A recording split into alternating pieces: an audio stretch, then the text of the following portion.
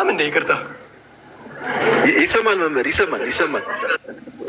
እንደ ሬቬሌሽን ላይ በጥንት አባቶች እኮ ብዙ ኮሜንተሪ አልተሰጠም። አብዛኞቹ 5ኛው 6ኛው ክፍለ ዘመን በኋላ የተሰጡ ናቸው። ሬቬሌሽን እኮ የዮሐንስ ራእይ በአንዳንድ በምስራቁ አካባቢ እንዲሁም አክሴፕታንሱ ራሱ በጣም የዘገየ ነው። አክሴፕት ሲደረግም ዘግይቶ ነው። ብዙ ኮንትሮቨርሲ ነበረ እና አብዛኞቹ ሲቀርቡ የነበሩ አርጊመንቶች በጣም ደካማ የሆኑ ብሉይን ከአዲስ በማጣላት በማነጣጠል ምናምን የሚቀርቡ የብሉይ ኪዳንን ስፒሪቹዋሊቲ በማዛባት የሚቀርቡ ምናምን ነበሩ። ያው መጨረሻ ላይ በደንብ አሳይታቸዋል። ጊዜ እንዳልወስድ በቃል ቴንኪ። በጣም እግዚአብሔር ቃለ ሕይወት ያሰማልን ወንድሞቻችን። በጣም ኢነርጀቲክ ነበረ። ጥሩ ውይይት ነበረ። አሜን። መምህር ቃለ ሕይወት ያሰማልን። በጣም ጥሩ አስተያየት ነው፣ ሰፋ ጠለቅ ያለ። ዶክተር ሳምሪ እሷ ቀደም ብላ ስለገባች ዲያቆን ለእርሶ ቀጣይ ሰጦታለሁ። ዶክተር ሳምሪ ቀጥይና ወደ ዲያቆን ሕዝቅያስ ሂደን ከዛም ወደ ጋዲ እንሄዳለን። ብዙ ያላወራው እሱ ስለሆነ ጋዲና መኩ። እሺ ሰላም ብያለሁ ሁላችሁንም ወንድሞች፣ ከላይም ያላችሁ ከታችም ያላችሁ፣ ጋዲ፣ ዮሐዴ፣ ዲያቆን መኩ፣ ልደትሻ በጣም ቃለ ሕይወት ያሰማልን። እግዚአብሔር ከዚህም በላይ የምታገለግሉበትን ጸጋችሁን ያብዛልን። ልደትዬ በተለይ የሰሞኑ የምታደርገው ተጋድሎ በጣም ትልቅ ነው። ሰፊ ሰዓት ነው እዛ እያስተማርክ ያለኸው እና እግዚአብሔር ይስጥልን። ርዕሱ ላይ ግን ያው ዲቤቱ ምንም መቃወሚያ ሀሳብ ሳይቀርብበት እንዳለቀ ግልጽ ነው። ምክንያቱም ስግደት ሁሉ አምልኮ ነው ለሚለው መጽሐፍ ቅዱሳዊ ምንም ማስረጃ አልቀረበም። ስለዚህ አምልኮ ነው ብለው የሚቃወሙበት ሀሳብ መጽሐፍ ቅዱሳዊ እንዳልሆነ ነው ያሳዩት። ከዛ በተረፈ ፕሪስክሪፕቲቭ ካልሆነ የሚል ሙግት አንስተዋል። ፕሪስክሪፕቲቭ ካልሆነ ብለው ካሉ እኮ ለምሳሌ ሐዋርያት የትኛውን ቦታ ላይ ኢየሱስ ክርስቶስ እጅ እየጫናችሁ መንፈስ ቅዱስን ስጡ ከጥምቀት በኋላ ብሎ አላዘዛቸውም።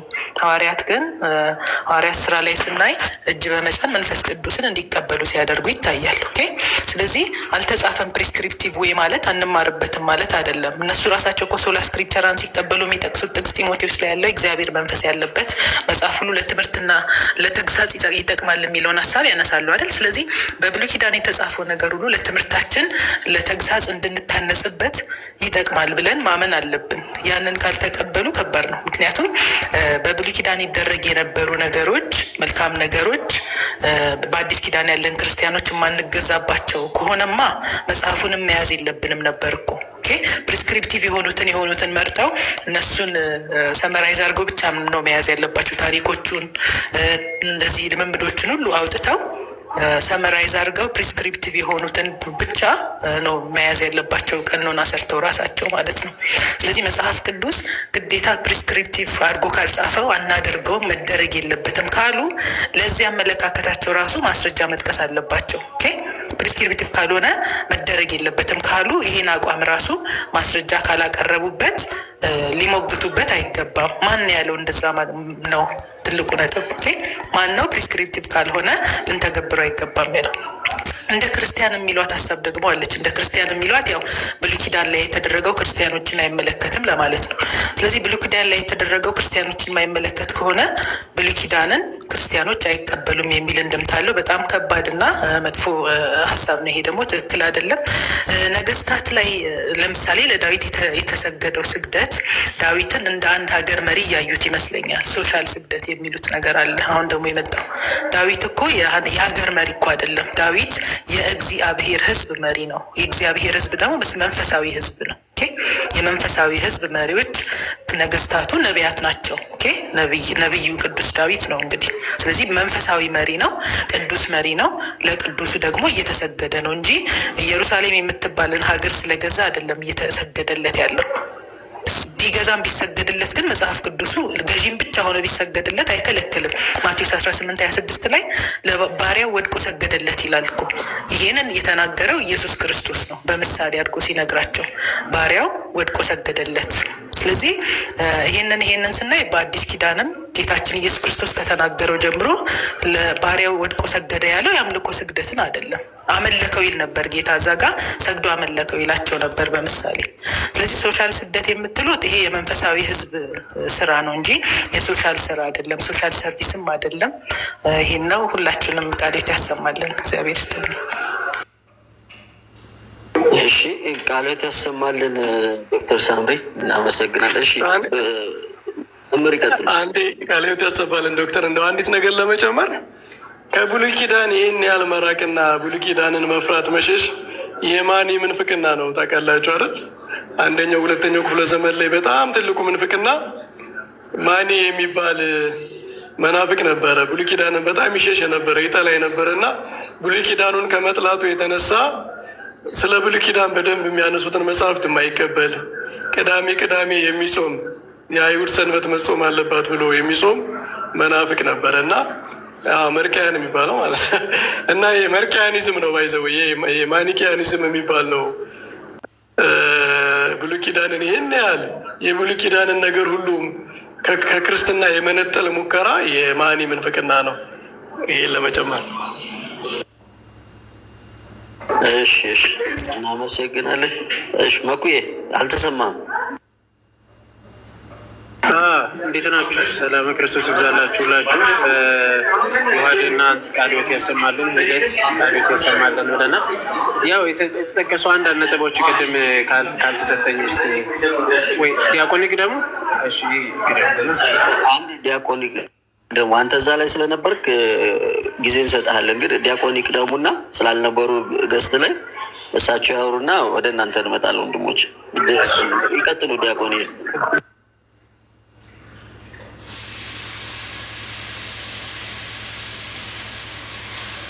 እሺ እንዴት ዋላችሁ? ሁላችሁንም ሰላም ብያለሁ። ምለው ነገር የለም። መድኃኔዓለም በመውጣት በመግባታችሁ መልአኩን እያላከ ይጠብቃችሁ፣ ቃለ ሕይወት ያሰማልን። አይሆፕ ቤተ ክርስቲያን ከዚህ በላይ የምትጠቀምበትን እናንተም ስራ የምትሰሩበትን እድሜና ጤና መድኃኔዓለም ይስጣችሁ። 3 ነገር ለማስቀመጥ ነው። ነገም ዲቤቱ ስላለ የመጀመሪያው ማሳሰቢያ ነው። ፕሊዝ እየያዛችሁ አትልቀቋቸው። የፈለገ ተቋርጦ ይውጣ እንጂ እየያዛችሁ አትልቀቋቸው። አሁን ዛሬ ርዕሱ ስግደት ሁሉ አምልኮ ነው ወይስ አይደለም ብሎ ልደት አስጨንቀ ይዛቸው በኋላ እንዴት እንደሆነ በማናውቀው ሁኔታ ምሕረት ተደረገላቸውና ሲንቦጫረቁ አሉ። ነገ ግን ይሄ ስህተት እንዳይደገም ፕሊዝ ርዕሱ ከተመረጠ በኋላ እየያዛችሁ አትልቀቋቸው። ሁለተኛ ያየነው ነገር 66 የሚለው መጽሐፍ ቅዱስ በቃ አሁን ወደ 27 ደርሷል ማለት ነው። ምክንያቱም ቃሌም ያኛውም ልጅ በራሳቸው አስተያየት ጠቢብ ሲሆኑ ነው የዋሉት። የሚፈልጉ የነበረው እነሱ ለቅዱሳን ይሰገዳሉ ወይ ለስዕል ይሰገዳሉ ወይ ሌላ ርዕስ ውስጥ ለመግባት ነበር እና አንዱንም ጥያቄ ሳይመልሱት ነው የወጡት። እግዚአብሔር ለሰጣችሁ ሞገስ፣ እግዚአብሔር ለሰጣችሁ ጸጋ በጣም በጣም በጣም እናመሰግናለን። እናንተን የሰጠን አምላክ ክብር ምስጋና ይግባው። ስለዚህ እነሱ በራሳቸው አስተያየት ጠቢብ እየሆኑ ሲሄዱ ከእግዚአብሔር እየራቁ መጽሐፍ ቅዱስን እያፈረሱት የሆነ ነገር እንገነባለን ሲሉ ሌላው እየፈረሰባቸው ነው የተቸገሩ። አሁን እነሱ ከብሉይ ኪዳን እንወጣለን ሲሉ 66ቱ ፈረሰ ማለት ነው። ከዛ በተጨማሪ ደግሞ በጣም የሚጠቅመው የኤፍሬም መኖር ነው። ምክንያቱም ኦፍሳይድ ለመግባት እሱ ምንም ችግር የለበትም። እዚህ እሱ የሚናገረውን ንግግር ሳይሆን ሊሰራ የሚችለውን ስህተት ኖት እየያዛችሁ በደንብ እያደረጋችሁ ከዚህ በላይ ቢቀጡ በጣም ጥሩ ነው። ከዛ በተጨማሪ ደግሞ ሉተራውያኖቹ ምንድን ነው እየፈለጉ የነበረው? እንደምንም ብለው ለመተባበር ነው ከፔንቴ ጋር የፈለጉት። ነገር ግን በራሳቸው ጊዜ ራሳቸው ወድቀው እየተነሱ በተለይ ጋዲ የጠየቀው ጥያቄ እሱ ቢቀጥል ኖሮ በጣም ጥሩ ነበር እና በነገው ዝግጅታችሁ ላይ ግን እንዳትራሩ፣ ከርዕስ አታስወጧቸው። እኔ ያልጻፍኩለት ሰው የለም ዛሬ እና እግዚአብሔር አምላክ ይጠብቃችሁ፣ እድሜያችሁን ያርዝመው፣ ጸጋውን ያብዛላችሁ። አሜን አሜን። ዲያቆንዬ በጣም ቃሎት ያሰማልን። ጋዲ ወይስ መኩ ማኒቅ ደግሞ ከሁለት አንዳችሁ ቀድሞ በገባ ከሆነ ጋዲ ከሆነ ዲያቆን ይቅደም፣ ችግር የለም። ይቅደም መኩ፣ ችግር የለም። እሺ መኩዬ አንተ ቀጥል። እሺ እግዚአብሔር ያክብርልን። መጨረሻ ላይ አፈኑኝ፣ እዛ እንትን ማድረግ አልቻልኩም። ለማንኛውም ከተነሳው ከመጨረሻው ልጀምርና ልሸውድ የነበረበትን ሲቹዌሽን አይታችሁታል። እስከ መጨረሻ ማንበብ አለበት እና ግዴታ በቃ መጨረሻ ላይ ነበረ መልሱ እና ቃል በቃል መጽሐፉ ሊያብራራ የፈለገው እዛ ላይ የተጠቀሰው ማለት ነው። ቃል በቃል ምንድን ነው? 3 አይነት ስግደቶች እንዳሉ ነው ያስቀምጠው። በቃ ይህ ቃል በቃል አስቀምጦለታል። ራሱን በራሱ በቆንጨራው ራሱን አረደ። በቃ ኤፍሬም ምንም ማድረግ አንችልም በዚህ ላይ እዛ ላይ ያው በቀላሉ ዲባንክ እንደተደረገ ነው። ሁለተኛ ደግሞ እንደ ኤፍሬም አባባል አይታችሁት ከሆነ አብርሃም ጣዖት አምላኪ ነው፣ ሎጥ ጣዖት አምላኪ ነው። በቃ ሁሉም ብሉይ ኪዳን ውስጥ የነበሩ ጣዖት አምላኪ ናቸው። ቢኮዝ ለማን ብቻ ነው ያለው? በእሱ አባባል ለእግዚአብሔር ብቻ የሆነ ነው ስግደት። ከሱ ውጭ የሆነ ሁሉ ጣዖት አምልኮ ነው። ስለዚህ ሁሉም ቅዱሳን የምንላቸው በብሉይ ኪዳን ውስጥ ቃል የተገባላቸው ሁሉ ምን እያደረጉ ነው? ጣዖት አምላኪ። እስራኤላውያን በሙሉ ኮንግሪጌሽኑ አይደል? ሁለተኛ ዜና መዋዕል ላይ ያለው እንግዲህ 29 ላይ ስናነብ ለዳዊትና ለንጉሱ ሰገዱ። ሙሉ ኮንግሪጌሽኑ እግዚአብሔርን እያመለኩ ጣዖትን አብረው እያመለኩ ነው። በተመሳሳይ ሰዓት ላይ ማለት ነው። አዘ ሴም ታይም ጣዖትንም ያመልካሉ፣ አዘ ሴም ታይም እግዚአብሔርን ያመልካሉ። በእሱ አባባል ማለት ነው።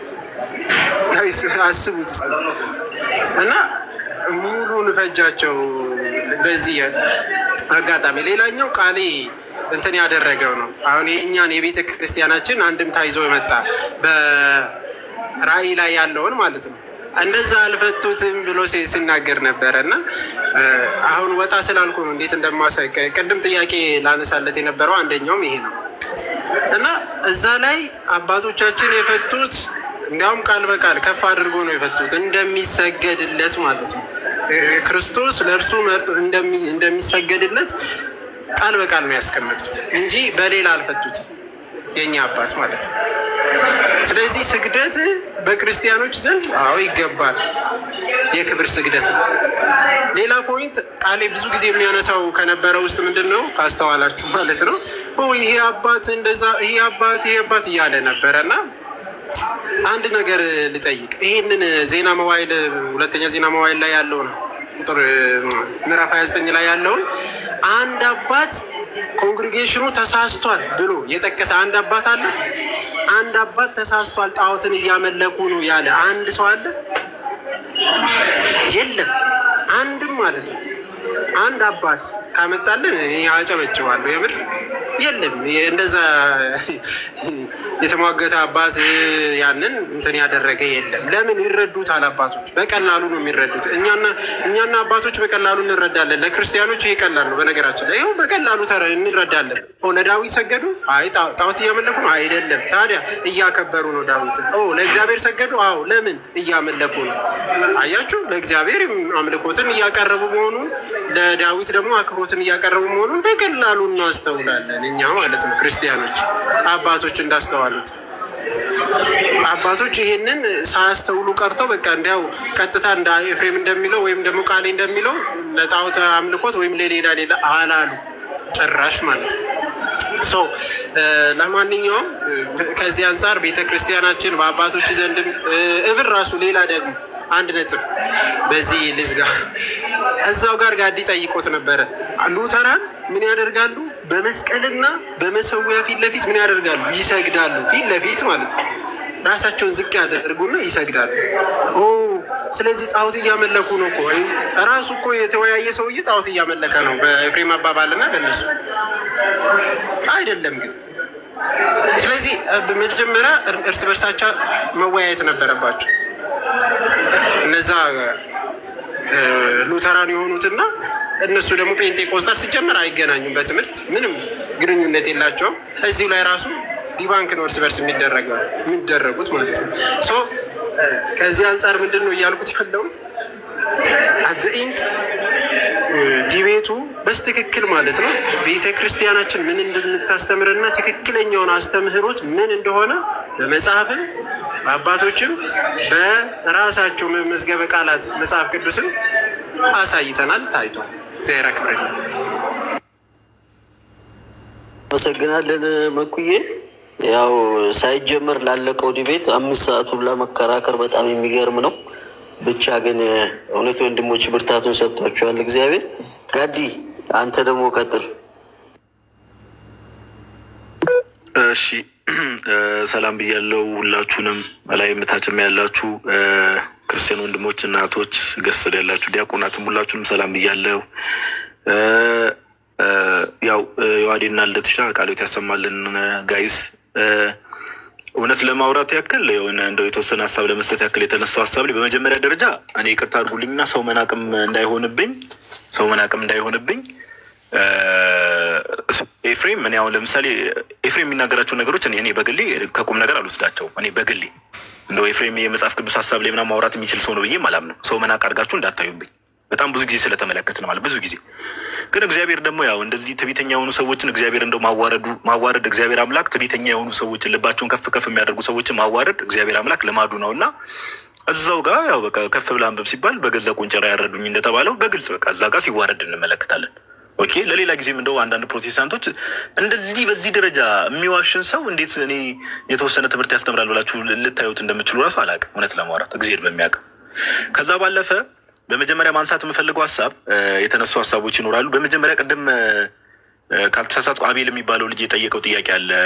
አይ ቲንክ ጆናታንም ጠይቋል እና እሱን ነገር አድሬስ ባደርግ ደስ ይለኛል። ሁለተኛ ኒቂያ ጉባኤ ላይ ያው እና ዮሐድ ቅድም እንደተናገሩት የእኛ ቤተክርስቲያን 3ቱን ዓለም አቀፋዊ ወይ ደግሞ ኢኮኖሚካል ካውንስል ነው የምንቀበለው። ስፔሻሊ ኢስተርኑ እና ካቶሊኮቹ 7ቱን ዓለም አቀፋዊ ጉባኤ ይቀበላሉ። 7 ኢኮኖሚካል ካውንስል አላቸው። ከነዛ ውስጥ ሁለተኛ ኒቂያ ይቀበላል። ሁለተኛ ኒቂያ ጉባኤ ወይ ደግሞ ሁለተኛ ናይሲያን ካውንስል የሚባል አለ። እዛ ላይ ቅድም አንድ የተጠየቀ ጥያቄ ነበረ።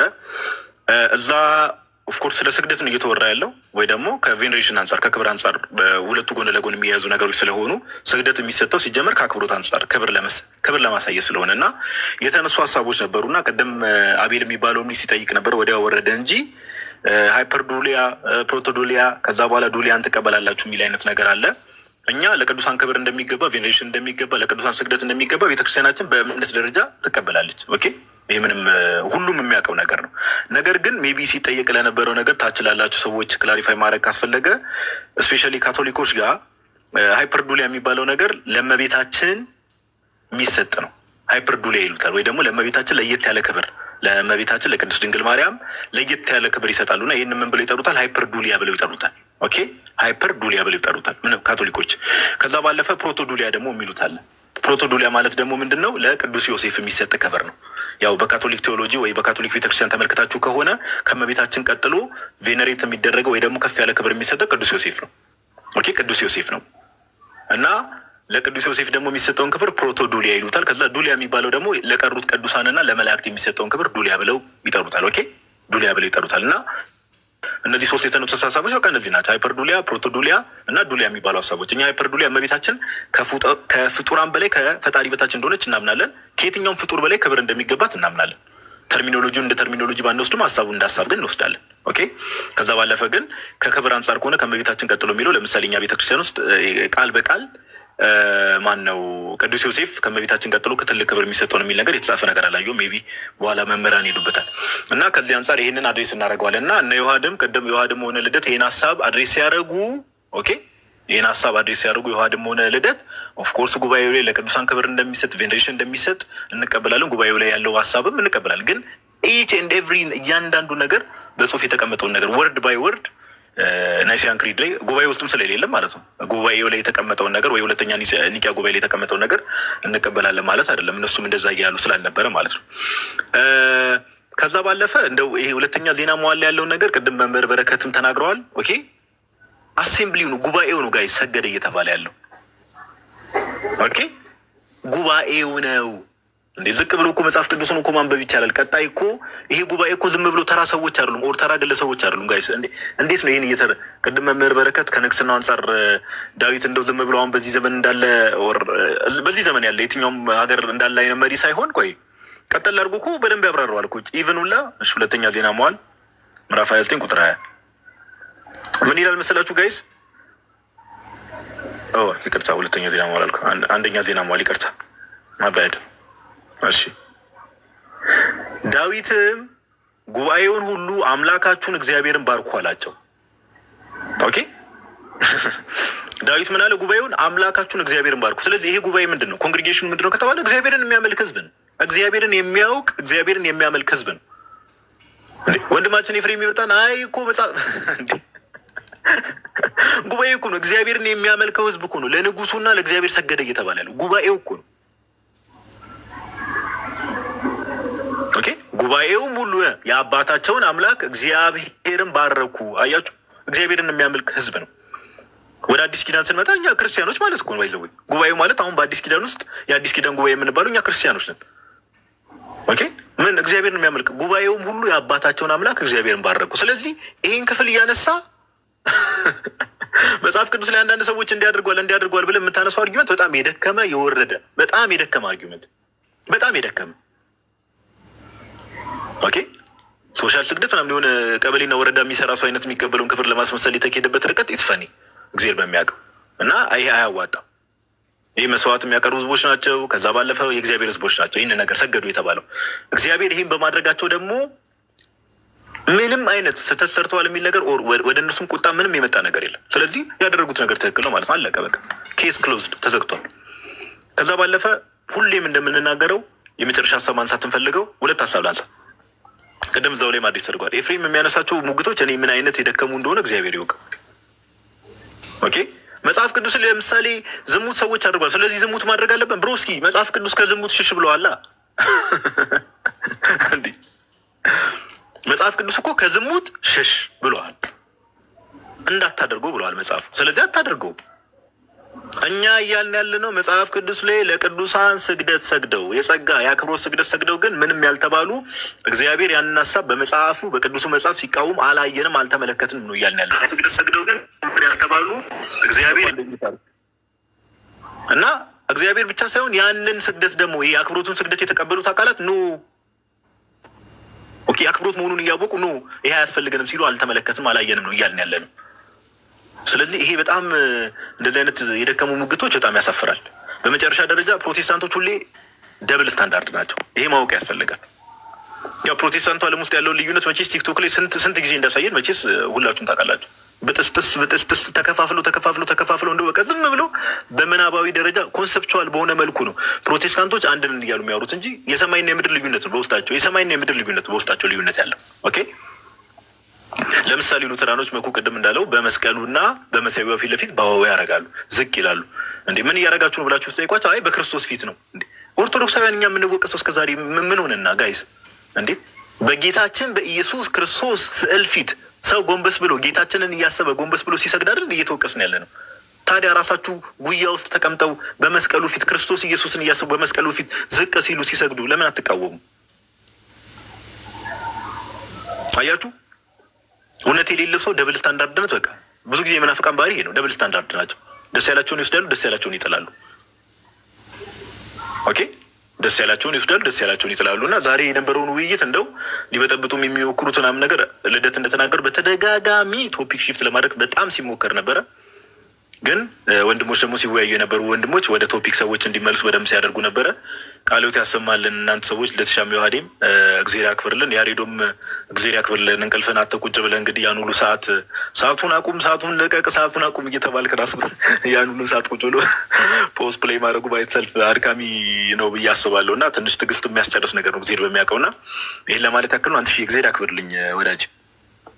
አሜን አሜን። ጋዲ አይ ጥሩ ሀሳብ ነው የሰጠኸው። ጥሩ ማብራሪያም ነበር ለተጠየቁት ጥያቄዎች። የሆነ ሰዓትማ ያሬዶ ሰዓት አቁም፣ ልቀቅ፣ ያዝ ልቀቅ ሲሉት ሰይጣንም አውጣ አስገባ የሚል ነገር ነው የሚመስለው። በጣም ነው የሚያሳዝነው የነበረው። እነ ዲያቆንን ላስቀድም ወይስ ልደትና ዮሐዴ?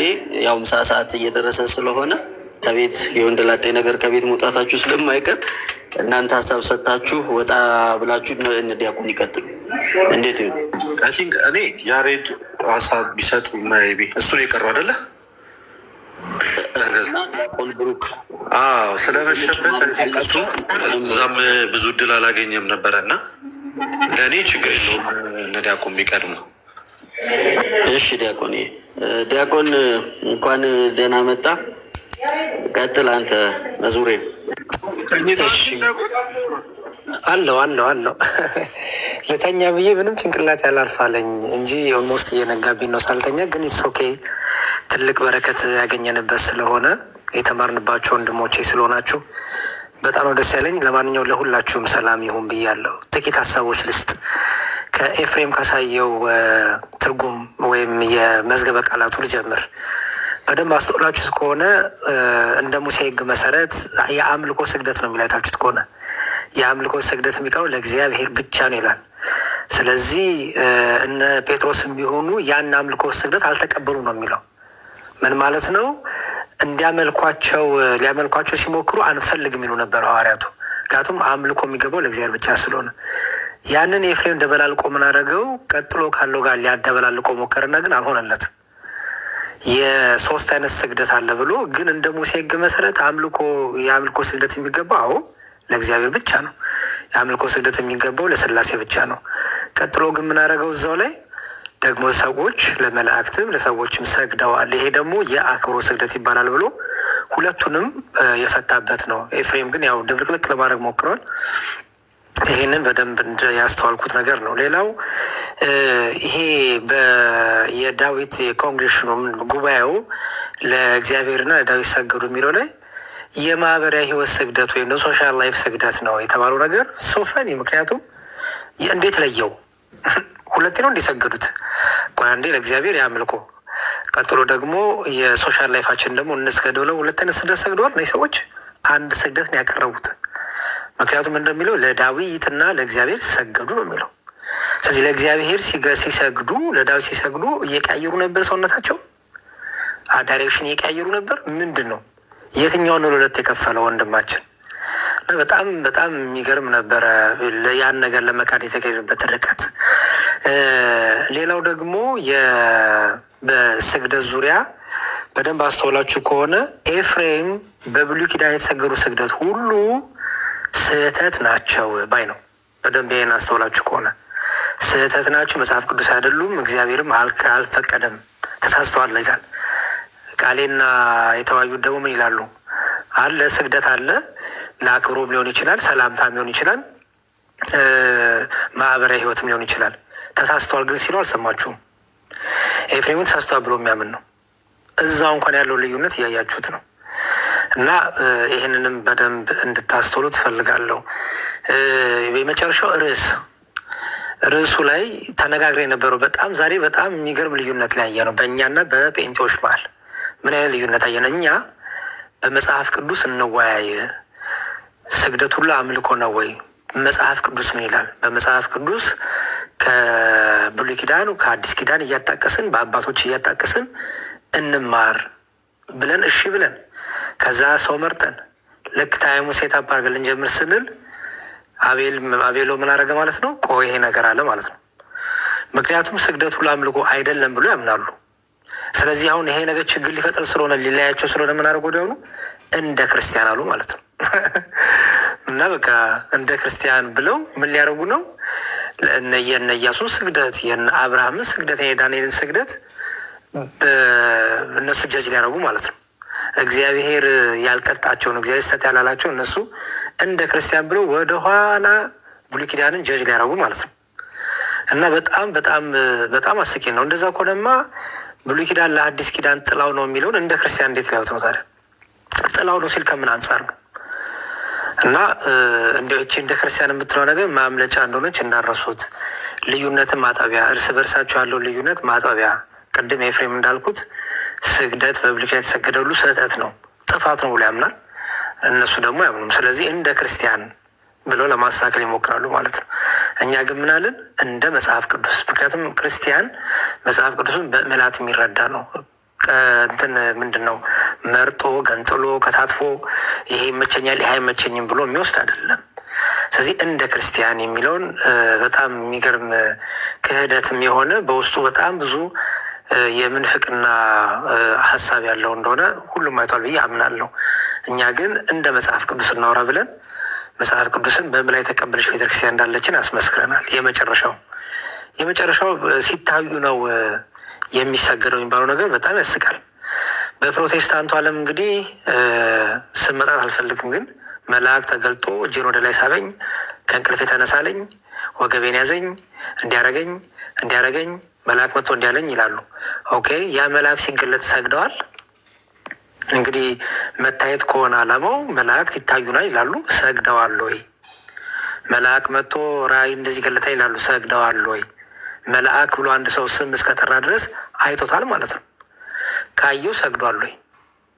እና ይህ በጣም የሚያስቅ በጣም አርጊመንታቸው በጣም የሚገርም ነው።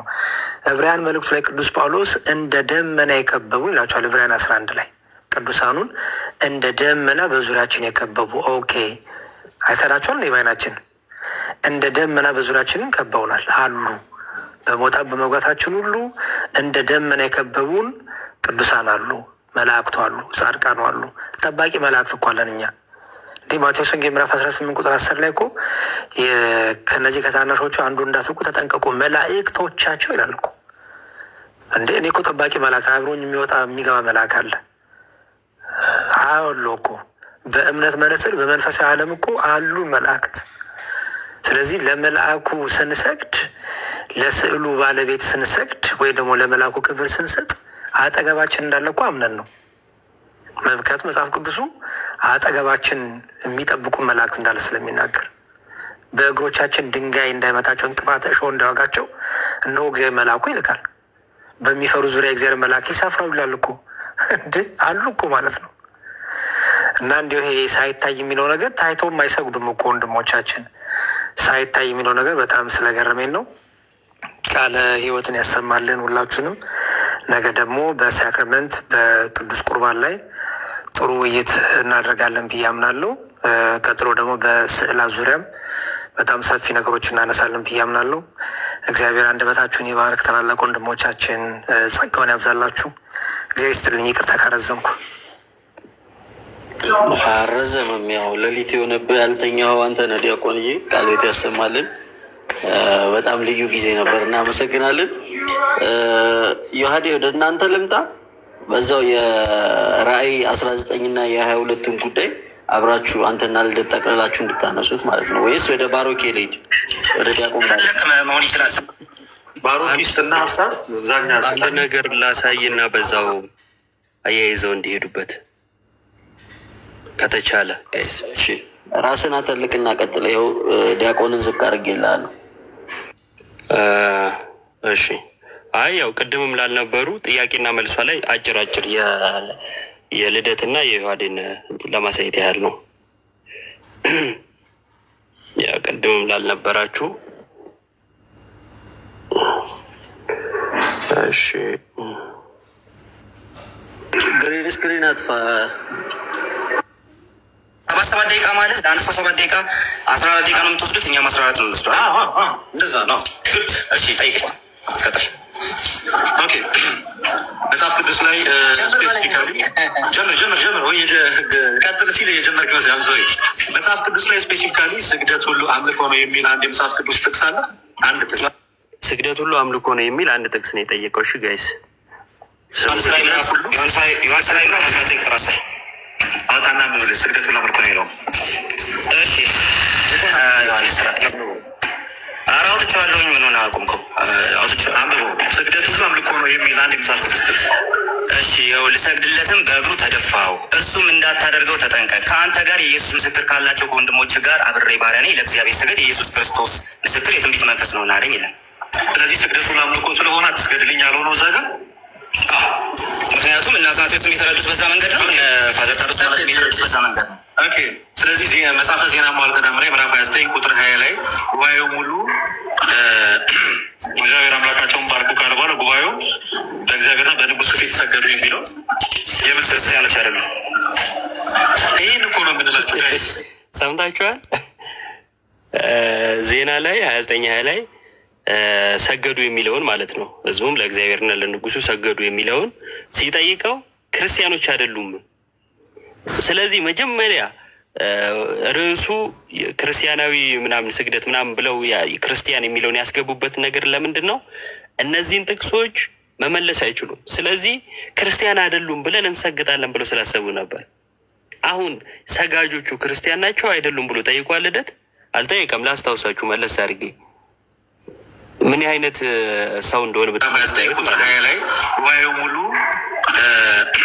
እግዚአብሔር አምላካቸውን ባርኩ ካለ በኋላ ጉባኤው በእግዚአብሔርና በንጉሱ ፊት ሰገዱ የሚለው የምን ክርስቲያኖች አይደለም። ተመልከት፣ የምን ስግደት ነው ነው ያለው። የምን ስግደት ነው ማለት ስግደቱ ነው ጥያቄው፣ ሰጋጁ አይደለም። እሱ የምንን መለሰ? ስለ ሰጋጆቹ ክርስቲያኖች አይደሉም። እሺ ይህን እኮ ነው የምንላቸው ጋይዝ። የምን ስግደት ነው? ክርስቲያኖች አይደሉም። ክርስቲያኑ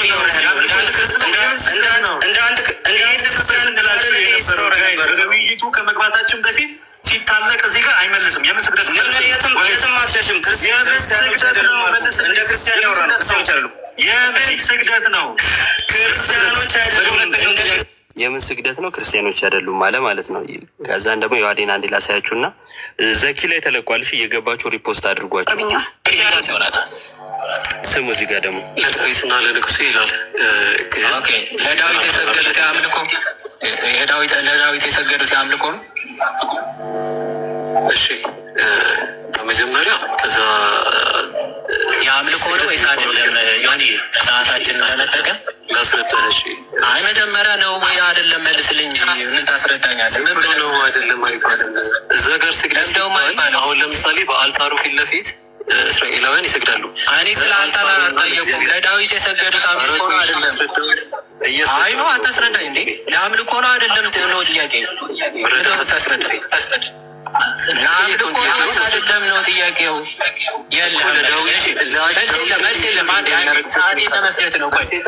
ቃል በቃል ሲጠይቀው ላስረዳ አለ። ምንድነው የምታስረዳኝ ይለዋል። የጠየቀውን ጥያቄ ጥያቄው እንዴት ታስረዳዋለህ? መልስ ነው እንጂ ጥያቄውን ስለ ጥያቄው ነው የምታስረዳው። እኔ መልሱን መልስ ነበረ እና ጥያቄውን ላስረዳ ብሎ መከራውን ሲያይ ነበረ። አንደኛ ዜና መዋዕል ኮፍስማን ኮመንታሪ ምን ብሎ ያብራራዋል? ዲስ ቨርስ ማስት ቢ ትራንስሌትድ አስ ሲልና ወርሽፕ ጋድ ኤንድ ቦው ዳውን ቱ ዘ ኪንግ ብለው መተርጎም አለበት ብለው ይፈተዋል። ትቀበለዋለህ? እግዚአብሔርን አመለኩ፣ ለዳዊት ግን ሰገዱ፣ ቦው ዳውን አደረጉ ብለህ ትራንስሌት መደረግ አለበት ይላል። ትቀበለዋለህ? አልቀበልም አለ ማለት ነው። እሺ ቆይ እንቀጥለው። ኮሜንታሪ ደግሞ ምን ብሎ ይናገራል? ይህንን አይሁዶች የጥያቄ ሰዓቱ አንዴ ጠቅለል አድርጌ ልመልስልህ። አሁን ማምጣት ከቻልክ በክላሲካል ፕሮቴስታንቲዝም እኔ አይደለሁም ማመጣው። ይሄንን አምጣልኝ ልትለኝ ነው። ስለዚህ አትቀበለውም። በዚሁ አጋጣሚ አባቶች እያለ ቃሌ እንትን ሲል ነበርና የራሳቸውን የፕሮቴስታንቶቹን ኮሜንተሪ እንኳን አይቀበሉም እንደሰማችሁት ማለት ነው። ከሰጠኝ አንዴ ዮናታን አይቀበለውም ማለት ሐዋርያት ሥራ ምዕራፍ 16-29 ላይ ለሲላስ እና ለጳውሎስ የወህኒ ቤቱ ጠባቂ ተደፍተዋል አይደል? ተደፋ ምን ማለት ነው? ከፊታቸው ተደፋ ምን ማለት ነው? ሙሉን አንብበው። ተንቀጥቅጦ ይላል። ከላይ ጀምር አንብበው እስኪ። እየተንቀጠቀጠ መብራት ይዞ ሮጠና ከዛ በኋላ በፊታቸው ሄዶ ተደፋ ይላል። ምን ማለት ነው? አንደኛ እዚህ ጋር ፕሮስፒቶ የሚል የግሪክ ቃል ነው የሚጠቀመው። ፕሮስኪኒዮ አይደለም። ፕሮስኪኒዮ እንግዲህ እኔ ምን ማለት ነው ነው ያልኩት።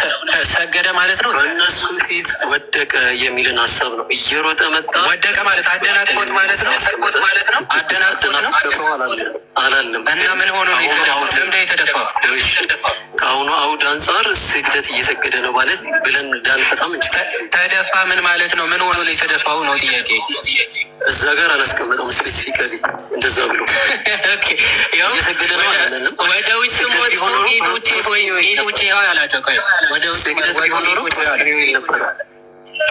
ፕሮስኪኒዮ መሆን አለበት። ኦኬ እሺ፣ ወደ ራዕይ 3:9 ልሄድና የግሪኩ ቃል ምንድነው የሚለው? ይኸውላችሁ ራዕይ 3:9 የሄደበት ምክንያት ይሄ ነበር ዮሐዴ ማለት ነው። ከዛ በኋላ ለማደናገር ዮሐድ በራሱ አካሄድ ግሪክ ሲል ስለነበረ ራሱ እንዲህ መሆን ነበረበት ባለው መሰረት ራዕይን ሲጠቅስለት ምን እንደሚሆን ይዩት። ራዕይ 3:9 ሰዓቱን ፖዝ አድርገው ይክፈተው። ፖዝ አድርገው ሊያውቀው እሺ ራዕይ 3:9 እስቲ ግሪኩን ክፈተውና ምን እንደሚያሳይ አንተ አሳየን እንጂ መክፈት ከቻልክ ክፈተው እንጂ አላየሁትም ብለህ እኮ ነው። ፕሮስኪ ነው አይደለም ስላልክ እስኪ ግሪኩን ክፈተውና ራዕይ ነው እንዲ ያልኩ። ተረጋጋ አንተ ራስህ ተረጋጋ እንዴ ሐዋርያስናው እኮ ፕሮስኪ ነው አይልም ያልኩ ወዳጅ እኮ አይልም አልከኝና ራዕይ 3:9 ላይ ሐዋርያት ስራ እናሳይ። የሐዋርያት ስራ ምዕራፍ 16 ራዕይ 3:9 ላይ ምንድነው የሚለው? ግሪኩ አልሰማኝም። ማይ ብራዘር ራዕይ ያለውን እኔ ፕሮስኪኖ አይልም አላልኩም። እሱ ላይ ያለው ፕሮስኪኖ አይልም አላልኩም እኮ ማይ ብራዘር። ምንድን ነው የሚለው ነው የጠየቁ። በቃ ፕሮስኪኖ ካለ አለቀ ማለት ነው። ምክንያቱም ለሐዋርያት ስራ የጠቀሰው እንደዛ ቢል ኖሮ ልክ ነበረ፣ ግን እንደዛ አይልም ብሎ አይደለ ከጥያቄው ሊያመልጥ የሞከረው፣ ግን አላሳለፈውም። በራዕይ 3 ያዘው ማለት ነው። እንደዛ ሲያዝ ደግሞ ወደ ሌላ እንትን ውስጥ ገቡ ማለት ነው። እና ለማስታወስ ያህል ነው። ቀጥሉ።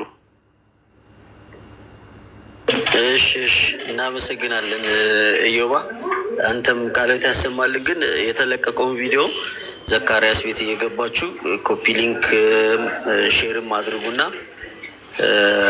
በደንብ ቫይራል እንዲወጣ አድርጉት። ዲያቆን ባሮክ እንኳን ደህና መጡ። ያለውትን ሀሳብ ይግለጡልን። እሺ እንኳን ደህና ቆያችሁን ወንድሞቻችን።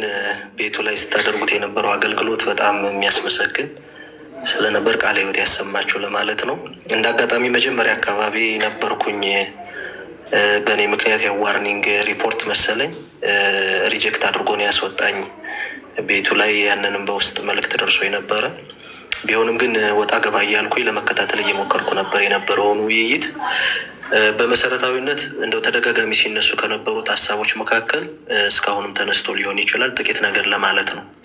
አንደኛው ተደጋጋሚ ቃልም ሲናገር እንደሰማሁት መጽሐፍ ቅዱስ ላይ በቀጥታ ትዕዛዝ ሆኖ የተሰጠ ነገር ካለ አሳዩኝ የሚል ነገር ነበር። ግን መጽሐፉ ራሱ ምን መከተል እንዳለብን ሲናገር ትዕዛዛዊ በሆነ መንገድ በቀጥተኛ የተነገራችሁትን ብቻ አድርጉ የሚል መመሪያ ከራሱ ከመጽሐፉ አናገኝም። እንደውም ይልቁንም በቃል የተነገረውን ብቻ ሳይሆን ከአባቶቻችን በሕይወታቸው ያየነውንም ነገር እንድንከተል ነው የሚነግረን። ለምሳሌ ሐዋርያው ቅዱስ ጳውሎስ ወደ ፊልጵስዩስ በጻፈው መልእክቱ ምዕራፍ 4 ቁጥር 9 ላይ ከእኔ የተማራችሁትንና የተቀበላችሁትን የሰማችሁትንም ያያችሁትንም እነዚህን አድርጉ ነው የሚለው። በደንብ አስተውሉ።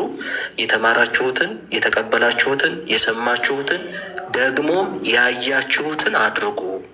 ስለዚህ እኛ መጽሐፍ ቅዱስን ስንከተል በቃል የተነገረውን ብቻ ሳይሆን አባቶቻችን በሕይወት ያደረጓቸውን ነገሮች እንዲሁ በአርአያነትና በምሳሌነት በትምህርትነት ወስደን እናደርገዋለን። ስለዚህ ቅድም ዶክተር ስምሪ ስትለው እንደነበረው ከየት ነው ያመጡት? ቀጥታ ትዕዛዝ ሆኖ የተሰጠ መሆን አለበት የሚለው እንደውም እነሱን ሁሉ ሌላ ጥያቄ ውስጥ የሚያስገባ ሆኖ አግኝቼዋለሁ። ሌላው ሐዋርያት ስራ ላይ ፊልጵስዩስ ላይ ሐዋርያው በታሰሩበት ጊዜ የወይን ቤቱ ጠባቂ መጥቶ የፈጸመውን ስግደት ዮሐዴን ተደጋጋሚ ምን ይለው ነበር? ልደትንም አንተ አሕዛብ ነህ ወይ?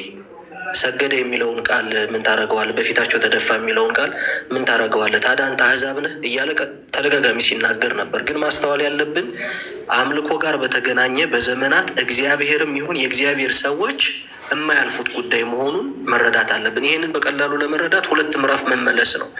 ቅድም ያየነው ፊልጵስዩስ የወይን ቤት ጠባቂው ምዕራፍ 16 ላይ ነው የፈጸመው ስግደቱን። ሐዋርያው ቅዱስ ጳውሎስ የሚሆን ሲላስ ያሉት ነገር የለም። ራሱ ጳውሎስ ግን ወደኋላ ተመልሰን ልስጥራ ላይ ከበርናባስ ጋር የገጠማቸውን ነገር ስንመለከት አሕዛቦች ናቸው፣ ጣዖት አምላኪ ናቸው። ልስጥራ ላይ በተፈጸመው ተአምር የተነሳ መስዋዕት ሰውተው አበባ ጉንጉን ይዘው ስም ሰጥተው ሊያመልኳቸው ባሉ ጊዜ ጨርቃቸውን ቀደው አልታገሷቸውም። ተመልከቱ፣ የእግዚአብሔር ሰዎች አምልኮ ጋር የተገናኘ ወደ እነሱ የሚመጣን ነገር ታግሰው አያልፉም። ራሱ ቅዱስ ጳውሎስ በወህኒ ቤት ጠባቂው የቀረበለትን የአክብሮት ስግደት የተቀበለው ቅዱስ ጳውሎስ 2 ምዕራፍ ወደኋላ ተመልሰን ስንመለከት በልስጥራ መስዋዕት ሰውተው የአበባ ጉንጉን አድርገው፣ ይሄም እኮ አምልኮ ነው። ወዲያውኑ ግን ሊታገሱት አልቻሉም። ጨርቃቸውን ቀደው በፊታቸው ያደረጉትን ነገር እንመለከታለን።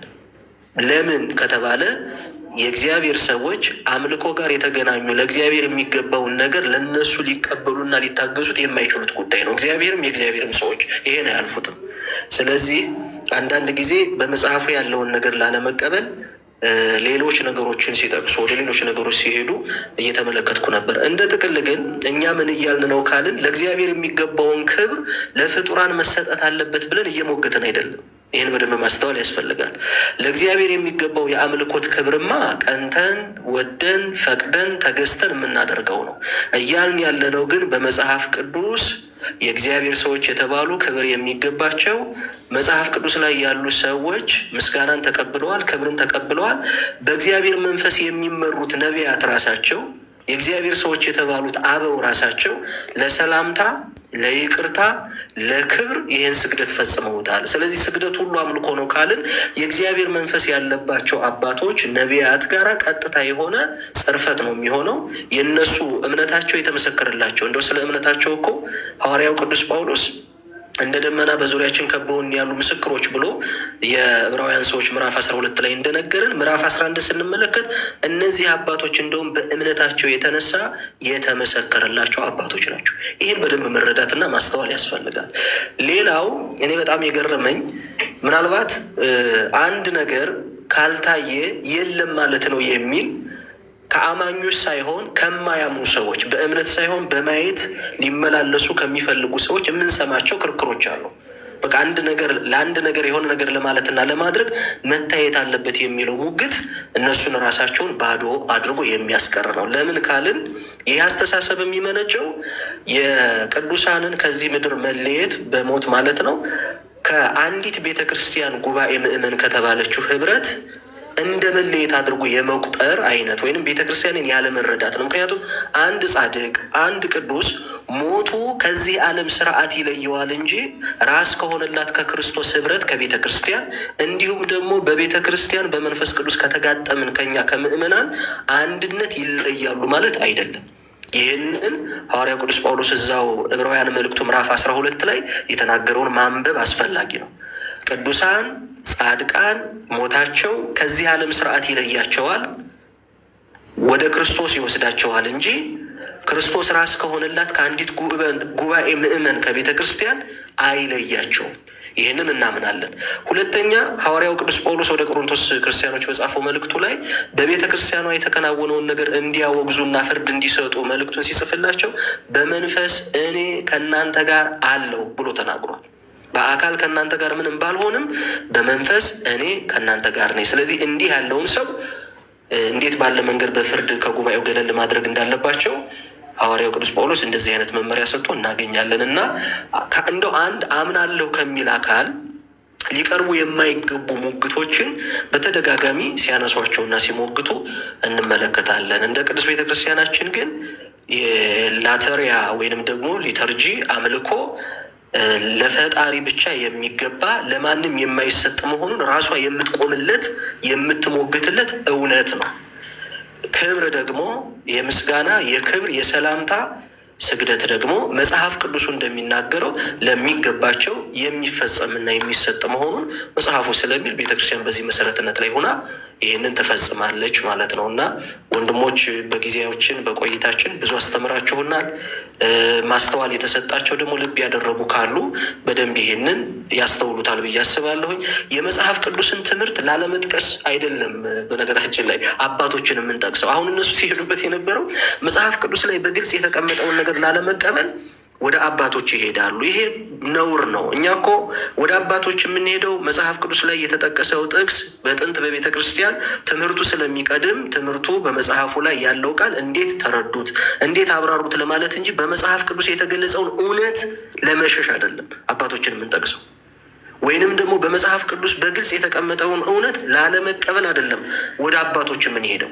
እነሱ ግን አይታችኋቸው ከሆነ በምስጢራት ጉዳይ አባቶች ቢነሱ ምን እንደሚሉ ይታወቃል። ምን እንደሚሉ በምስጢራት ጉዳይ በማይቀበሏቸው ጉዳዮች። ነገር ግን በመጽሐፍ ቅዱስ በግልጽ የተቀመጠውን ጉዳይ ላለመቀበል አባቶች በዚህ ጉዳይ ምን አሉ ብሎ መናገር በጣም ያሳዝናል። ሌላው በጣም የገረመኝ እነዚህ ልጆች እንግዲህ መጽሐፍ ቅዱስን እንሞግታለን ብለው ሲመጡ ዮሐዴን ይሁን በልደትን ምን እያለ ሲጠይቀው ነበር?